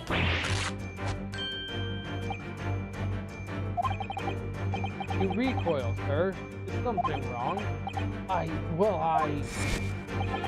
And in your recoiling, you inadvertently facilitate the answer of the next conundrum to present itself. Namely, what is the truth behind this rod you bear? Yes, your reaction betrays the truth. The handle, which you evidently would like to conceal, is the key to understanding this riddle, you see. From the moment I saw it, my suspicions were aroused. What walking cane demands such a stout handle used? Such a stout handle, muse I. But of course, as I said, this is no walking cane. Oh, that rod.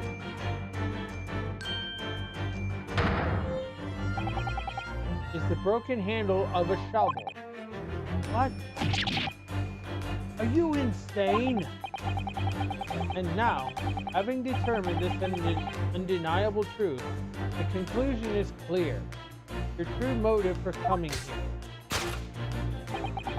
was to take employment at this establishment in order to excavate the ground beneath the premises. What a calculated crime you have conceived, sir. A wickedly calculated crime.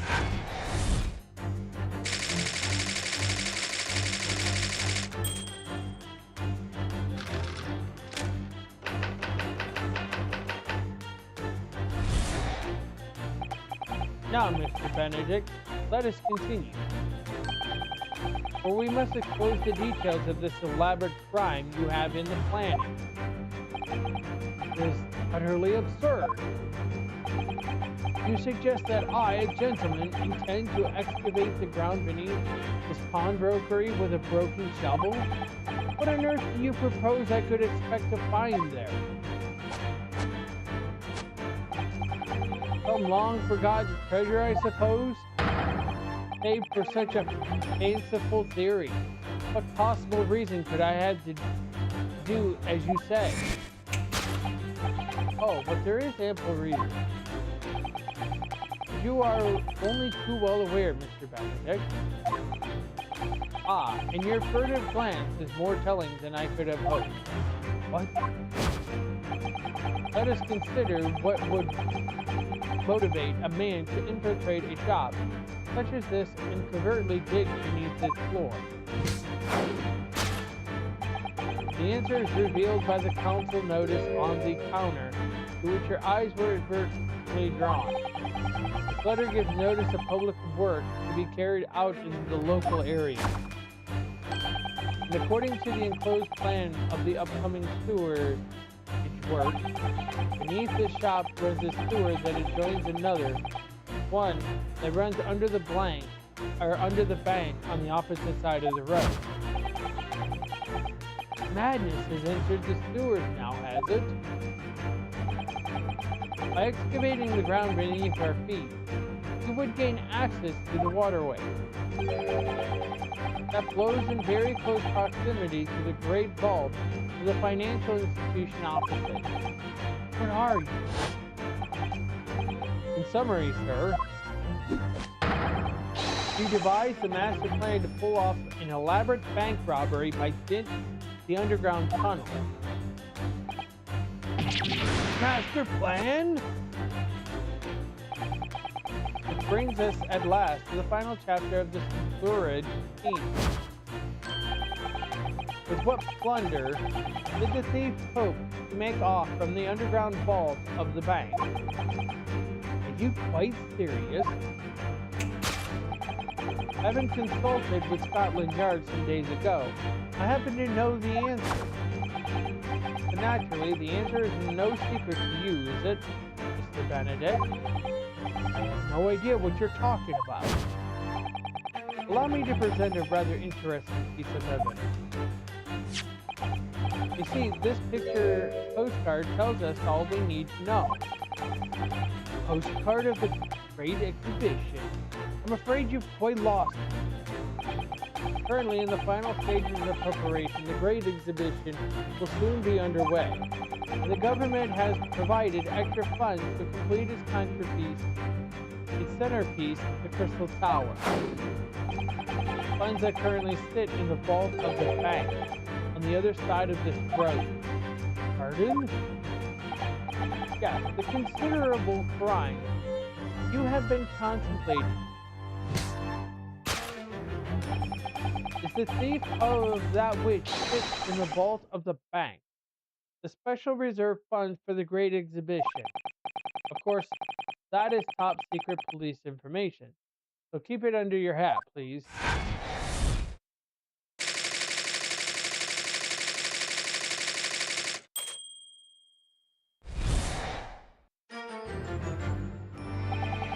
Thus concludes Sherlock Holmes' great deduction of this pawnbroking puzzle.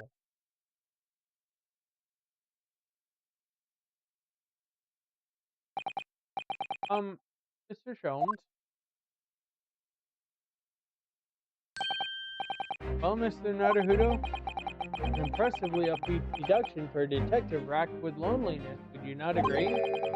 Was it true what you said about the bank over the road and what it has in its vault? Indeed. So few know of its existence. It is one of the government's most closely guarded secrets.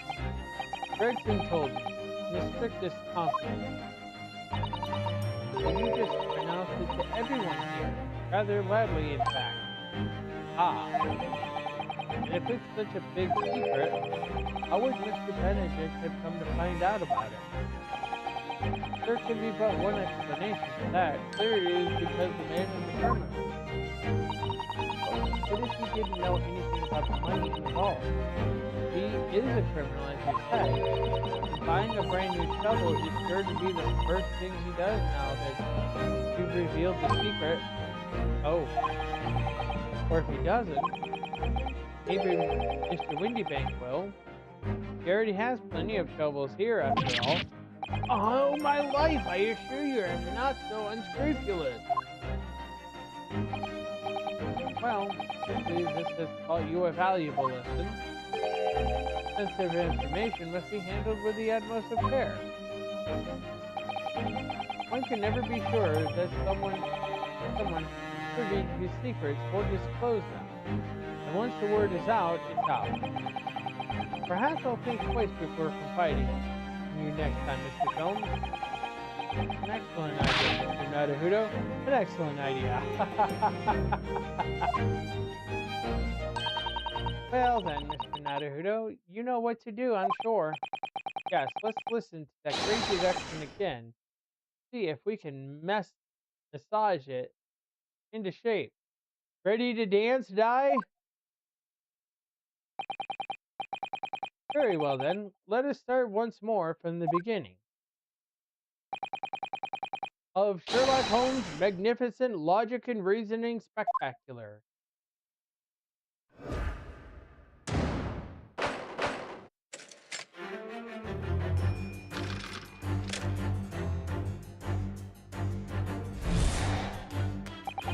First of all, we must ask ourselves what business you ventured to this pawnbroker today.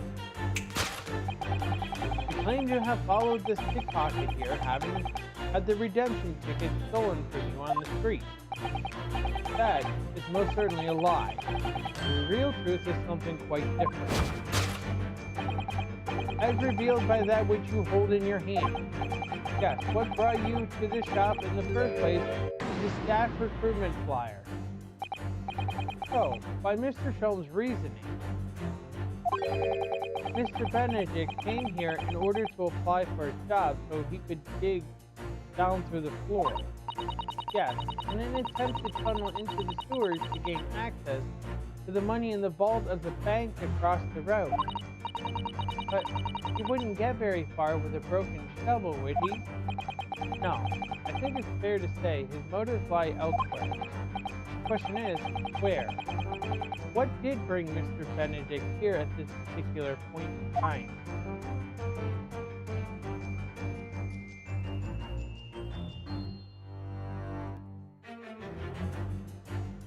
Huh. I see something.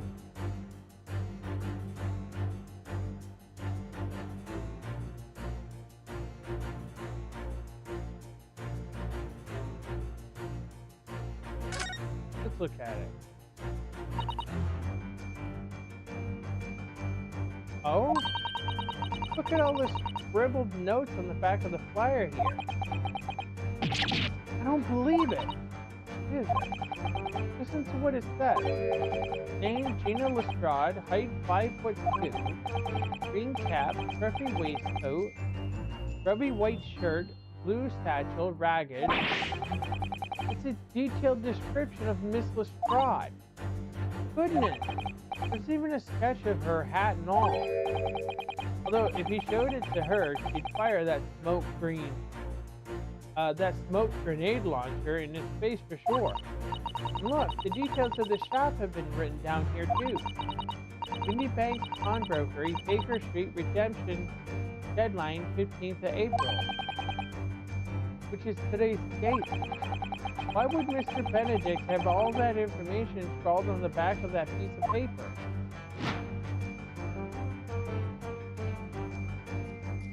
Take that!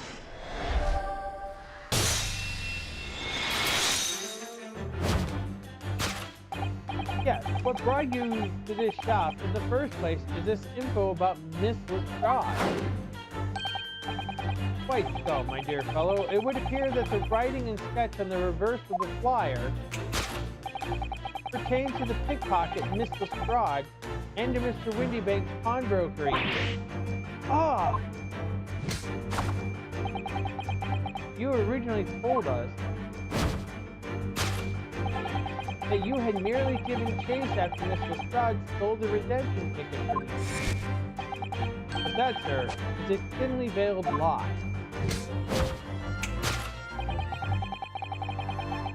It is the information on the back of the flyer that led you here today, by which I mean here to Windybank's pawnbrokery, and today, the redemption deadline of that overcoat. So you waited outside for the young girl matching the description you have written down to arrive.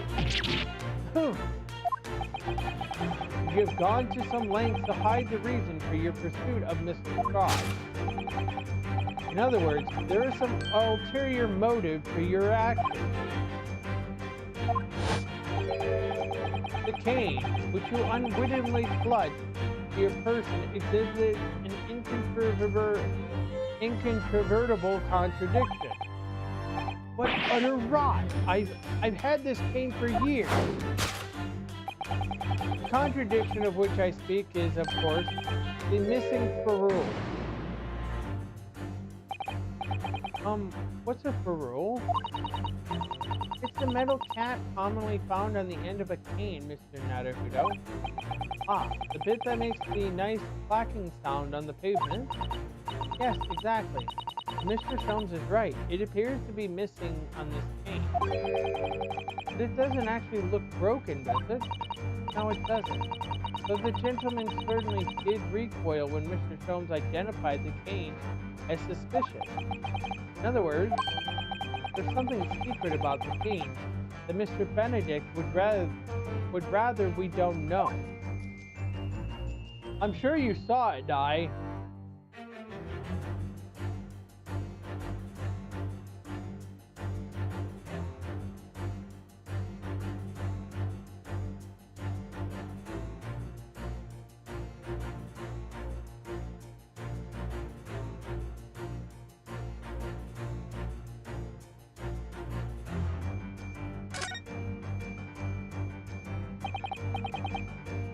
Look here, Mr. Sato.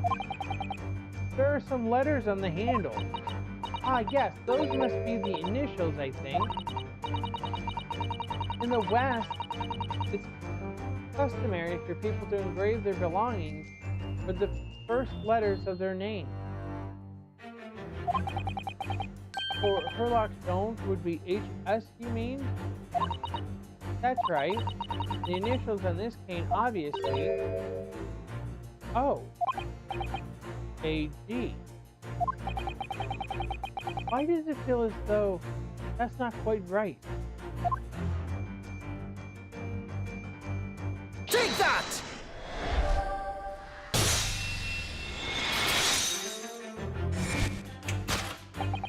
The contradiction of which I speak is, of course, the initialing. Most astute observation, wouldn't you say, Mr. Edgar Benedict? We are led to believe, sir, that your initials are EB. Yet, in a most possessive manner, you have in your grip a cane bearing the initials AG. An incontrovertible contradiction indeed. Would you not agree? No, you're wrong. This cane isn't... You said before that you had that cane for years. So don't try to tell us that you just borrowed it from a friend or found it in the park. In short, though you hold yourself to be a gentleman, you have withheld your true name.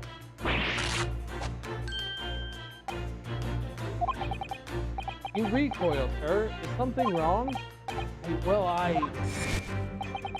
And in your recoiling, you inadvertently facilitate the answer to the next conundrum to present itself. Namely, what is the truth behind this rod you bear? Yes, your reaction betrays the truth. The handle, which you evidently would like to conceal, is the key to understanding this riddle, you see. Let's consider the bare bones of what's happened. Miss Lestrade redeemed that fine-looking overcoat. And now a mysterious man has appeared introducing himself with a fake name and claiming that the overcoat belongs to him. But we know that he actually identified Miss Lestrade from a written description, which suggests that everything else he's told us is untrue. So what we need to do here is somehow prove that the overcoat cannot possibly belong to him.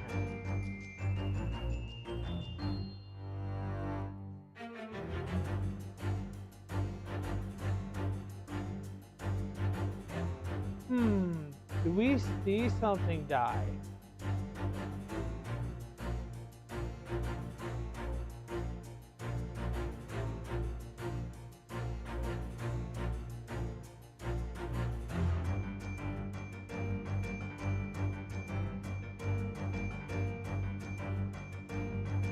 Take that!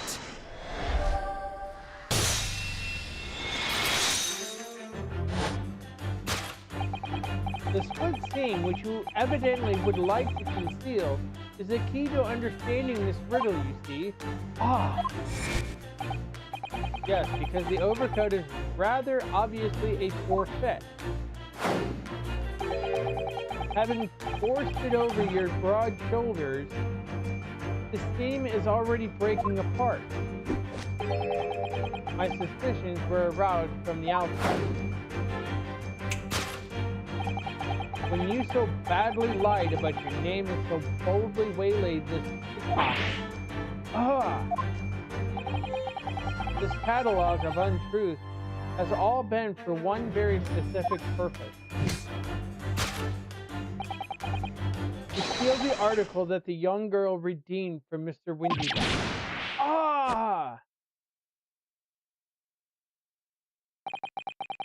But what really irks me is this. The considerable crime I initially imagined has been considerably curtailed.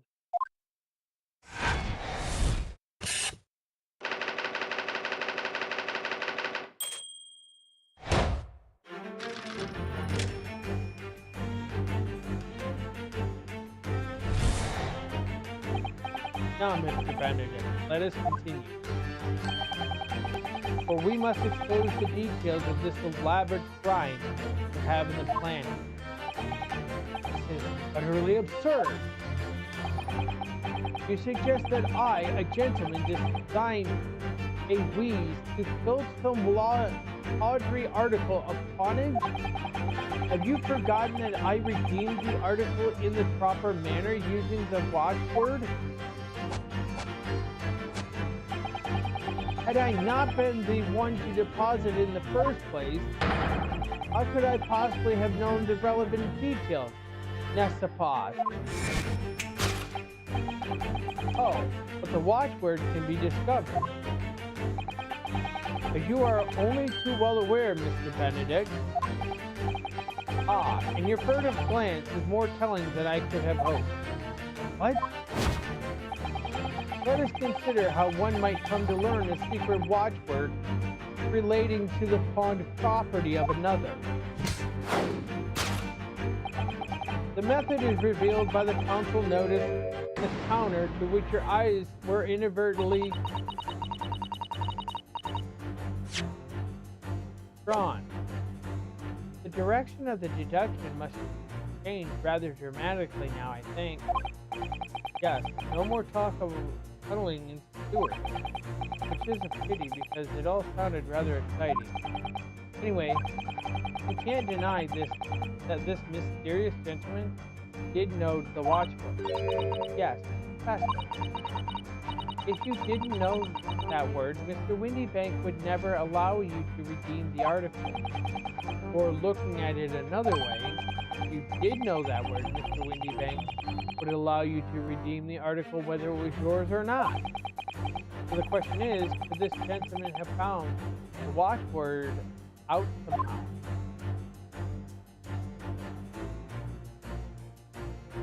Well, Di, do you see anything that he could have found it out by?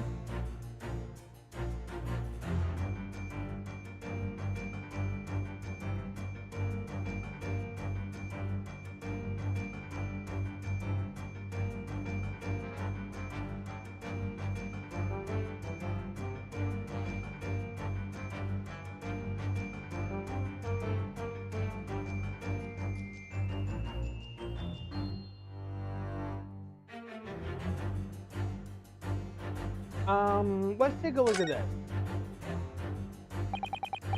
Look at this, Mrs. Sato.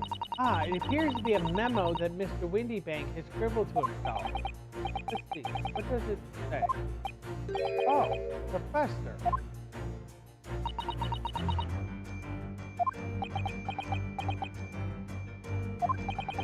Mr. Windybank must make a note of the watchwords his customers give him right before their eyes. And in alarmingly clear script as well.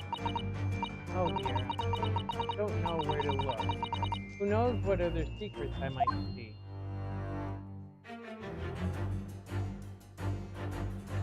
Take that!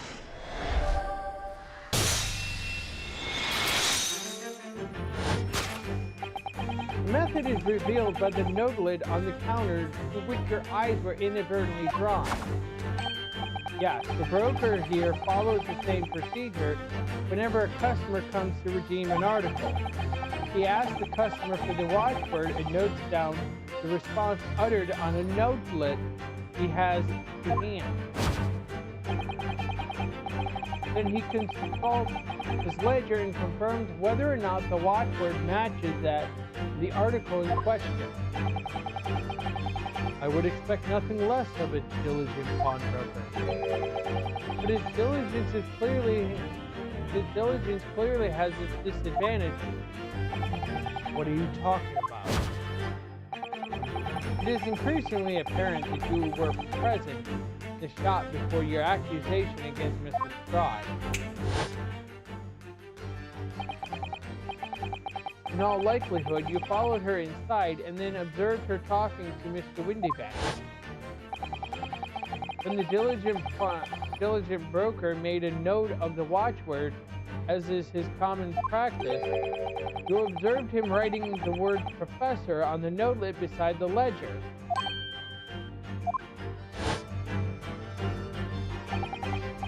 That, sir, was the master plan you devised to steal the pawned article from the young Miss Lestrade.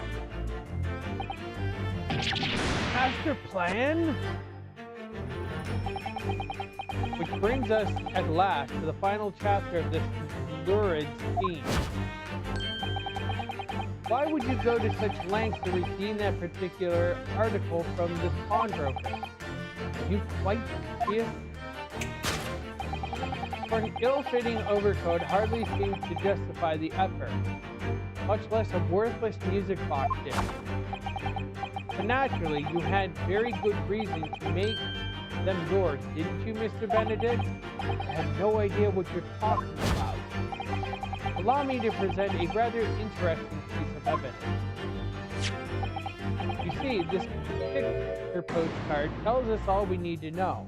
The articles we're talking about are the overcoat and the music box disc that was in one of the pockets, which according to Mr. Windybank isn't even worth a penny.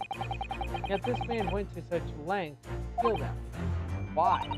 I wonder if perhaps we already have the evidence we need to explain it, Mr. Haruka. Could we? Really? Better have a thorough look through all the evidence collected so far.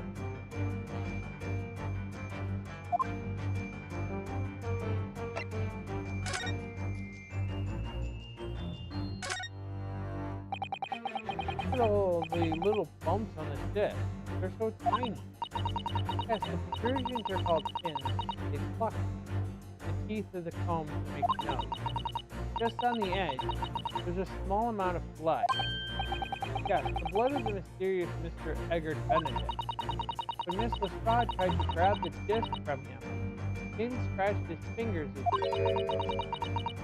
Like when you're grating some diced radish and accidentally catch your finger. Oh, thinking about it hurts. Puts me off eating radish.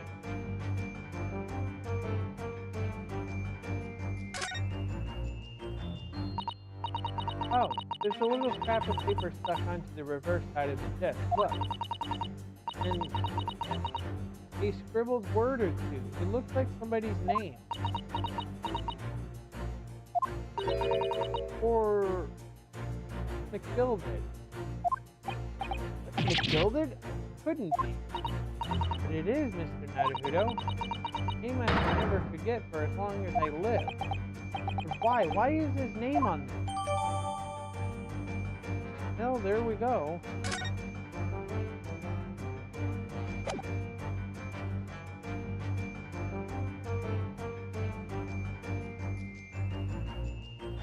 Take that!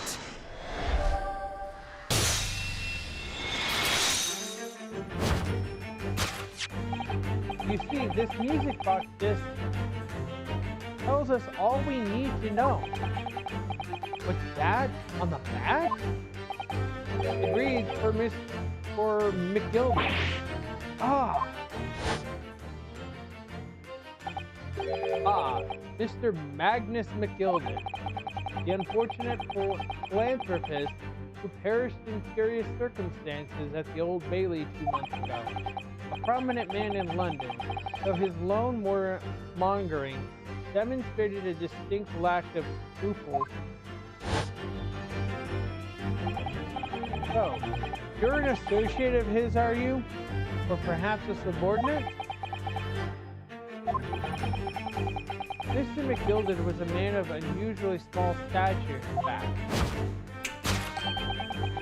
And he was precisely the right size for that overcoat that you squeezed yourself into. Ah!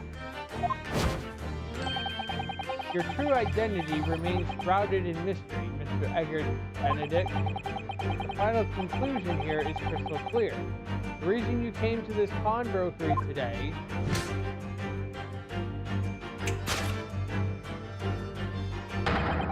was to retrieve an article left behind by the late Magnus McGilded. Arr!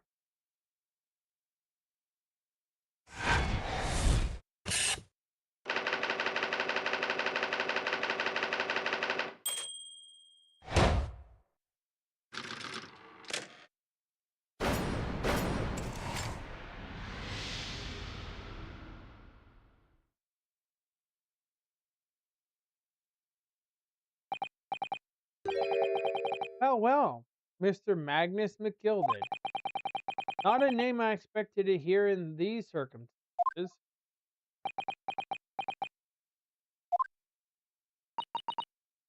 Mr. Sholmes, I'm afraid there's something very troubling on my mind.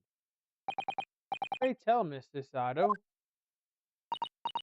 Well, according to what Mr. Windybank told us earlier, today was the final day on which the coat could have been redeemed, was it not? Yes, ma'am, that is correct. Today would be precisely 2 months since it was first deposited. Well, today is 15th of April, so 2 months ago today would have been the 15th of February, sir. That's right. It's all carefully recorded in my ledger.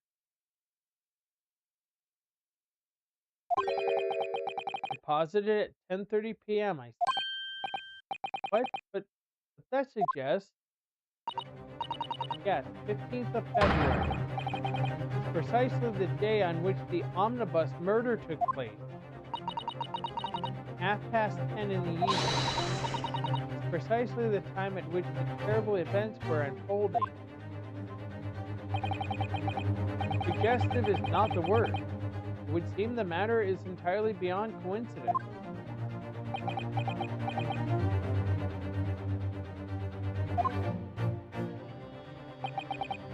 You are, of course, at liberty to make whatever outlandish deductions. However, I must insist you with this box.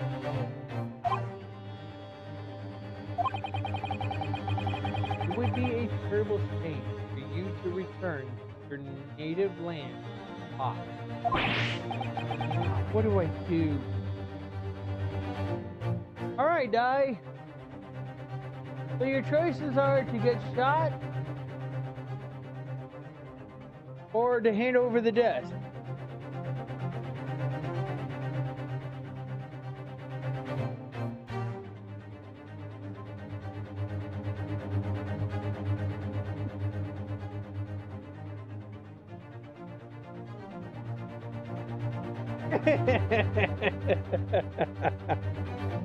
I don't think you like the choices presented that way.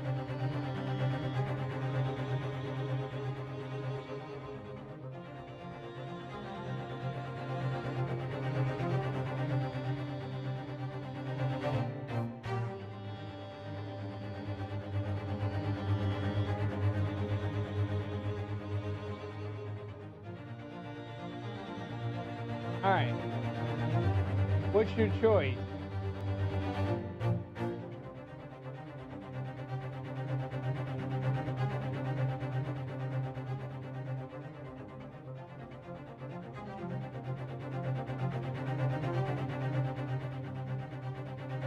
All right, you're going to get shot. There's some things a man must protect at all costs. This may well be one of those things. Again, it may not. Hold it! Mr. Windybank, this is my shop. I can't allow any harm to come to my customers. If that were to happen, I should have to take my own life. Mr. Windybank, no!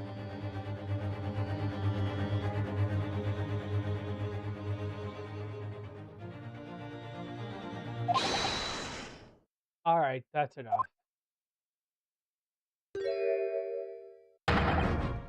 Inspector Gregson. Inspector? That's right, Sunshine. The alarm was raised on one of our dedicated emergencies. So we got here as fast as we could. Now, what's all this about, eh? Oh, praise be, you're here at last. I was moments away from forfeiting my own life in my very own establishment.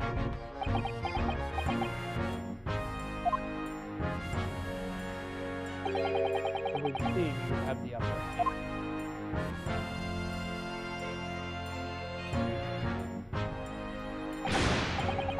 Right. You lot have got some explaining to do. I don't appreciate being bothered with some petty argy-bargy. Petty? Mr. Windybank very nearly met with his end. Yeah, by his own gun, as far as I can tell. And the whole of Britain could meet with its end if I don't get to the bottom of the case I'm supposed to be working on. What on earth is the case, sir? There are no details, Gregson. I might have said a little too much. No matter, it's nothing to do with you lot.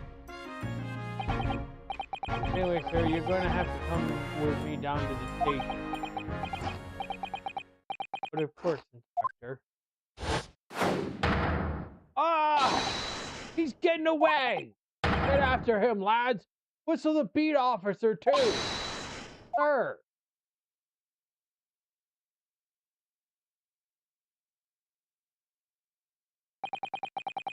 There's been a theft at pawn shops around here recently. We fitted emergency buttons underneath the counters for brokers to let us know when there's trouble. Oh, Inspector, I was very worried there for a while, very worried indeed. Now then, Mr. Permanently in mourning? Oh, yes? I'll be taking that whatever it is off Mr. McGilda's down to the yard. Thank you very much.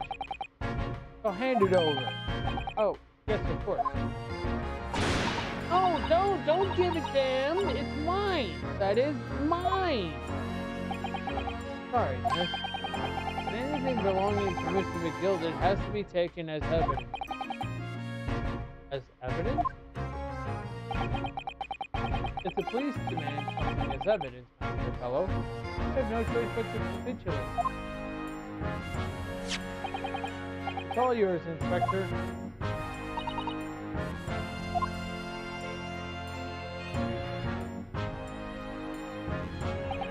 And so we handed Mr. McGilda's disc over to Inspector Gregson, and were summarily served out of the shop and onto the street.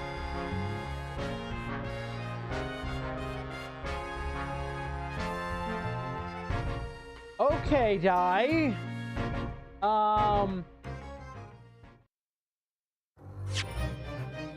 Well, that turned out to be, how would you call that?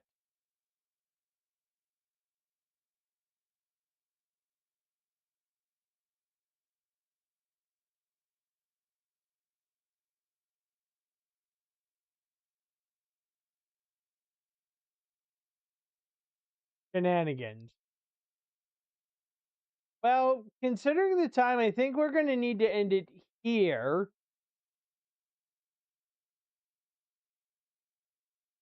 Because I'm pretty sure the rest of the investigation, I'm pretty sure there's going to be a part 2 to the investigation because we ain't got no real thing to take to court now, do we?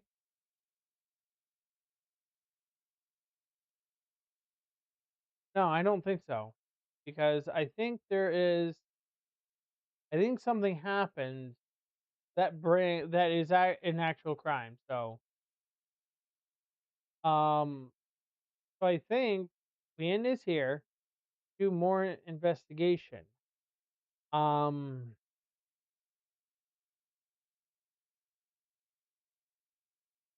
this actually turned out to be more filler than anything, though.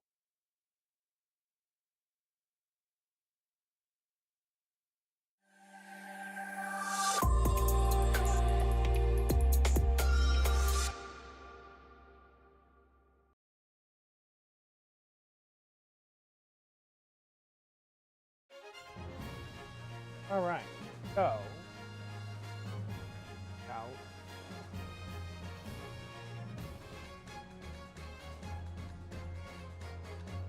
All right, so we're gonna look for a raid target. Now, things that I've been working on. I'm having trouble with Azahar Plus and Lime DS. I think I'm gonna have to re-download the texture pack for Azahar Plus. And I think I'm going to have to re-download the restoration pack or try a different 3DS emulator that is a lot more stable than both Lime 3DS and Azahar Plus. But I do have a DS emulator that is actually working superbly, and I did find the ROMs for Spirit Track and Phantom Hourglass. Alright, so let's go find ourselves a raid target.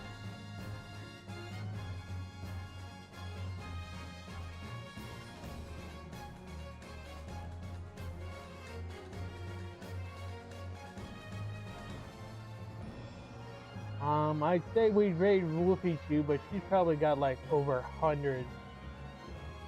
She's probably got over 1,000 views. Let's see here. Mega Man NG looks like a good one. I didn't say anybody yet. I mean, don't you have the speaker on over there? Can't you hear me on the mic?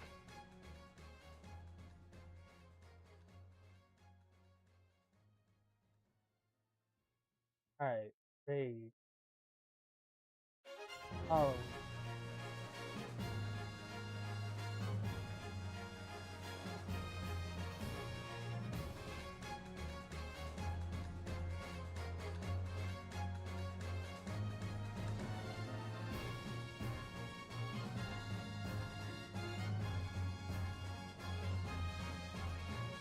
Lightning?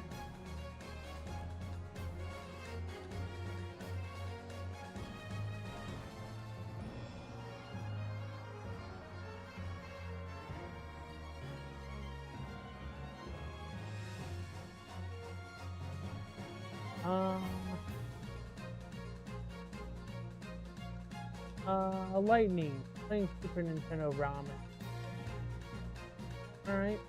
No, I was gonna try to see if I could raid on Twitch, but wanted to raid with somebody that has both YouTube and Twitch. That way I could double up my viewership.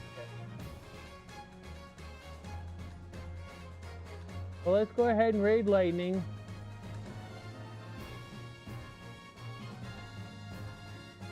Alright. So give Lightning a like and a subscribe, and we are out.